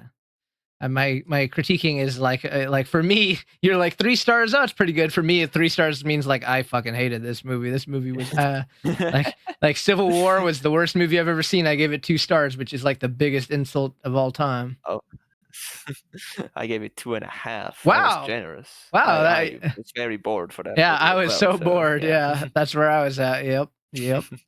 That's hilarious. Wow, CHILEMEX rated it higher than me. I wasn't expecting that. That's crazy.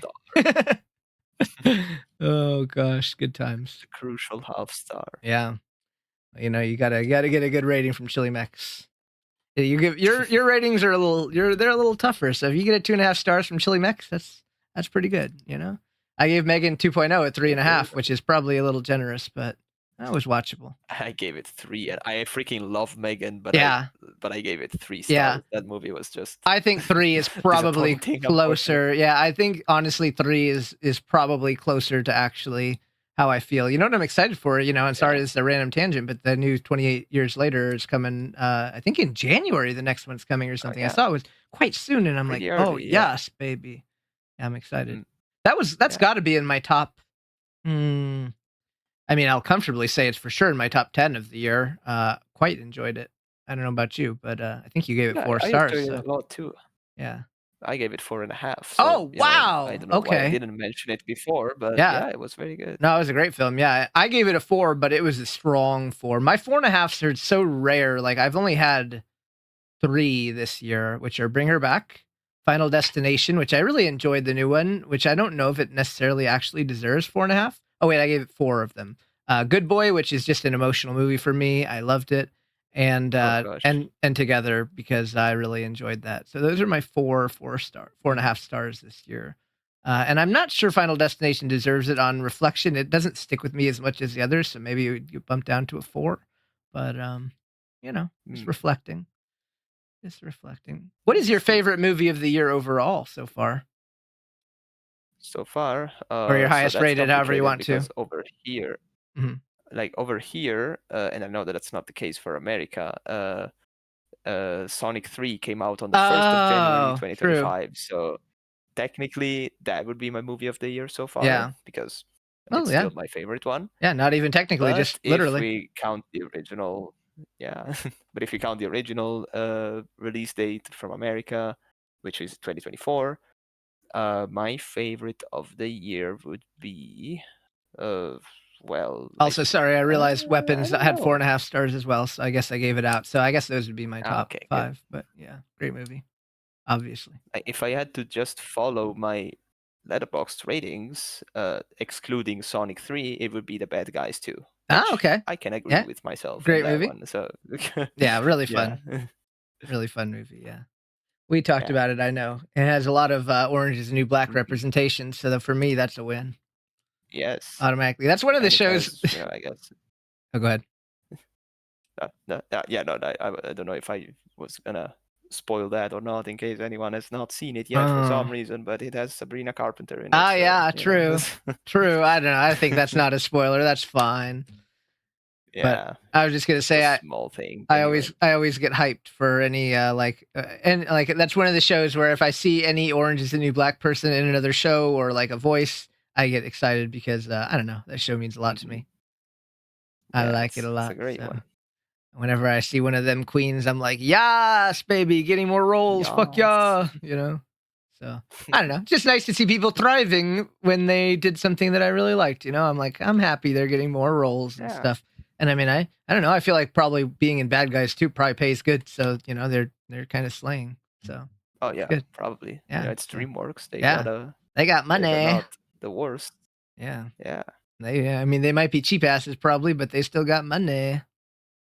Maybe. Yeah. Yeah. I don't know, but still. Well, CHILEMEX, I want to tell you, we have surpassed our time from last year. We are over 3 hours, and our episode from last year was 2 hours 49. I know, it goes fast, right? We could just be talking. If I would have written more topics down, we would be slaying. You know, we'd still be going. We'd be yapping. Well, I mean, like I said, there was no better person to come on for the horror segment month thing, because I think you and I both have a lot to say about all kinds of horror stuff, and you are my horror guy. So also, by the way, I did give 4.5 to it, which didn't come out this year, but I watched it in theaters this year, so it counts. But oh, nice. But you know, it's a banger. Yeah, I gave it. Understandable. Did you give it 5? Yes. Yeah. Yeah. It's interesting. Like I just noticed that. Go ahead. Oh no, sorry. Go ahead. No. No, I was just gonna say my 5s are rare. Like I only have The Substance, and even Funhouse, which is one of my favorite movies, I didn't give 5 stars, and You know, the only ones I can think of are The Substance and The Ring will be a 5-star, and my 5s are rare, but you never know. Maybe Nick Wilde will be 5 stars this year. We'll see. Oh boy. Oh, that's gonna be my Roman Empire, as I'm so people tend to sorry. say nowadays. That's your No, Holocaust. I mean, like, that's gonna be like it's gonna be rough Yeah. work-wise, but I cannot freaking wait for this Yeah. movie. It better not disappoint me, or I might just not call Oh, myself a furry oh no. anymore. Oh no. We're gonna lose CHILEMEX. I'm so sad. Because Zootopia 1 was the turning point for me. Like, obviously, I had some furry interest before as well, but I was denying it. And then after watching Zootopia, I was like, you know what? I'm a gay little I foxy. think this could be the thing. I'm a gay little foxy that Zootopia 2 likes better not make gayness. me change my mind. No, I think What a it'll be movie. good. You just got to keep your like like your I don't know if attitude is the right word, but like you got to keep, when you're like stressed over other stuff, you got to take yourself out of the stressful work environment you'll be in and just enjoy the movie, hopefully. So I hope so. we shall see. Don't watch I it. would like that. Watch it like a late night showing or something, because God, watching that with kids sounds so stupid and annoying. The first one I watched, when I watched it the first time, I watched it like the midnight showing, or it wasn't at midnight, but it was like the late night opening night showing. So it was just other furry 20-something-year-old people with me watching, so it was great. That's the best kind. What I'm gonna try to do, if my shifts allow it, is gonna be watching the English version, which obviously that one is usually not filled with kids because they wanna watch the Italian version. So, Yeah. I love English version. That's how it goes. Yeah, and I don't care about hearing the Italian voices because whatever. Yeah. I wanna hear my Nick Wilde. It's Jason Bateman, not whoever the Italian guy is. I don't even know who that is. No, he's great. Great guy. If you ever get a chance, you should watch the show Ozark. It's a great show that he stars in, and it's one of my all-time favorite shows. Great show. No, I mean, I don't know who the Italian. Oh, you mean the Italian guy? Oh, okay, gotcha. Yeah. Right. I was like, No. I wasn't gonna judge you if you didn't know an American actor either, but yeah. Let's see. I still don't know him. But Italian Nick Wilde. Let's see here. Italian Nick Wilde. Wow, it didn't give me who the voice is. Yeah, it gave me some weird shit. Okay, never mind. Well, we're not gonna. It thinks I want to see art of Nick Wilde being Italian on DeviantArt. I'm not kidding. That's actually what came up. So of course, I'm good. Thank you. I'm good. Thanks, Google. Appreciate it. Thanks, AI. You're so smart. You knew exactly what I wanted, you little bitches. Yeah, it's always so helpful. Yeah, they're so smart. They are so smart. Well, CHILEMEX, we got some good movies coming out the rest of the year that we'll be able to enjoy. We've seen some good stuff, and we have been yapping for over 3 hours, so I'm conscious of the fact that we are running very long, and it is getting, I know you're not going to bed. It's like 1:30 a.m., but it's getting late-ish for you, so we'll let you settle down for your night. And yeah, I mean, I don't know, any other thoughts about horror, about life, about any other topic we talked about? There's a lot. Oh, you're like, give me another 3.5 hours, right? Shu, I got you. All right, I'll be waiting. Well, I mean, I don't really know. Like, we've talked about so many different things that I don't know what fun to close it off with. Yeah. And whatever feels right to you. Yeah, I mean, I'm excited for the immediate future, and by immediate I say the next. I perfectly know how to close this off, actually, because the immediate future has a lot of cool movies coming out, and I'm excited for those. And the start of next year also exciting because we have the Cult of the Lamb DLC coming out. So I'm excited about that. Yeah, you'll get to watch my stream of it. After that, and after that, that's where it gets scary, because the future is scary, and I don't know what I'm gonna do with my life after a few months from now, even though nothing is probably gonna change. But future is scary. We talked about it in the past. We talked about it before. We said, who knows where we're gonna be. That's true. 5 years from now, and that's that for me applies to 5 months from now, even, or like 5 weeks. Who even knows? Yeah, me too. That's how I feel too. 5 weeks from now, my life could be quite different too. I don't know. So Yeah, no, Yeah. Or I it could relate be to that. exactly the same, It and could that's be. scary too. It But is. It is. But you know, uh, it's. I think that's a good point you made. But you know what, at ChileMex, at the end of the day, the one thing we can count on 5 weeks, 5 months, 5 days, 5 years from now, I hope, is that you will continue to be here with me, with us in this community, living the best life that you can amongst this crazy ass world we live in. I've already said that your presence alone is a comforting feeling for me.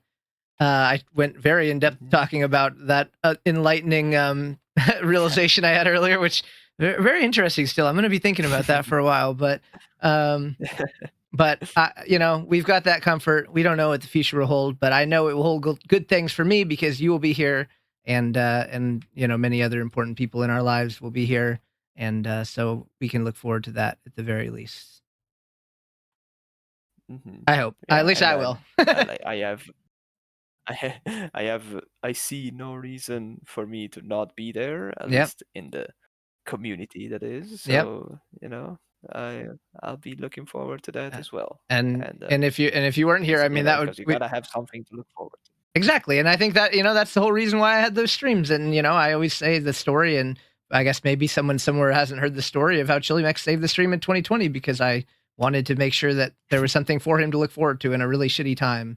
And, I guess it's the same kind of thing. It's that puppy dog energy too. It's like, I want to make Jax have something happy that makes him happy, and I want to make ChileMex have something that makes him happy, and that's why we're here still to this day, going 5 years later, having this conversation. That it all comes back to that, ChileMex. If I canceled the stream 5 years ago, we wouldn't be on the podcast right now yapping for 3.5 hours. So probably not. things circle around. So I'm glad you're here. I hope that you'll be here 5 days, 5 weeks, 5 months, 5 years from now, because as I've said, you're the goat of my stream. So without you, I'm gonna have to find a new goat, and that's gonna be really hard. So, goats are rare nowadays. Yeah, they are. I don't know. No, it's very true. I don't know where it would be without you, ChileMex. So thank you for being here, and I hope that that your presence is valued, not only on the podcast, not only on the stream, not only on Discord, but in life in general. So.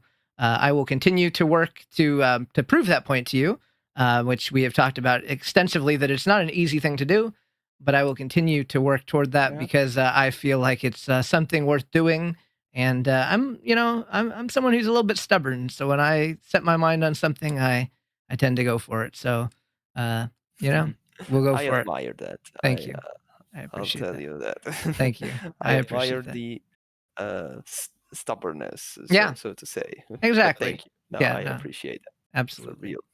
For real. For real. Well, ChileMex, very appreciated. You are the best, and thank you for being here for our 3.5 hour episode 29. And who knows? Again, who knows what the future holds? How long the podcast will go? If there will ever be another ChileMex episode, or I mean, theoretically, like 5 months from now, I could say like no more podcast. You never know. So, who's to say what the future holds? But assuming that you're here, I'm here, and the podcast is here, I know I will look forward to it, and I'm sure many others will look forward to the next time that we see ChileMex here live with us, live in life. Always be happy to join.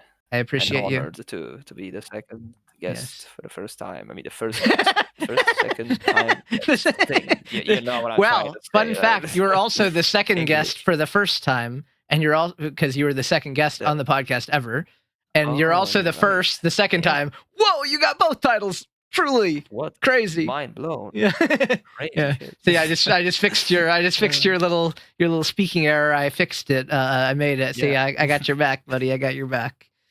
But that's crazy. Yeah, this will be live on Monday at 4 p.m. Italian time. So hooray! I'll be back at work. You'll be. I don't remember your schedule. You gave me all your days. I don't really remember if you have work on Monday, but probably. So I'm off work on Monday, actually. You can grind. You can grind Kingdom Hearts Chain of Memories and listen to the podcast. It's funny. I remember that because you'd always tell me I listen to it while I'm grinding Kingdom Hearts, and I'm like, cool. I did do that. Yeah. Not Chain of Memories, perhaps. Oh, okay. I don't know which one, but it was Kingdom Hearts. Yeah, buddy. No, I know the feeling though. It's nice to have something to listen to while you're doing like menial video game stuff like that. So, very cool. Mm-hmm. But anyway, giving you the last words, I said like a billion more words just because I love talking so much. Any final words for our adoring audience, CHILEMEX? Thank you, everyone. This is gonna be the most basic thing I could That's say. okay. But thank you all for being around, and thanks for having me again, Raichu. I know you said the audience, but I'm talking directly to you now. So it's me. Thank you. I have shifted the attention back to you. Me. But no, but thank you for having me. Thank you to everyone for tolerating my presence, and or as Raichu would say, appreciating my presence. You can see if you can see my face right now, I'm doing the cringe face like you make when I compliment you. I'm making the cringe face like CHILEMEX thinking after I spent 3 hours glazing him, thinking that he's tolerated, like the freaking, like the cartoonish here. I'm gonna do the thing.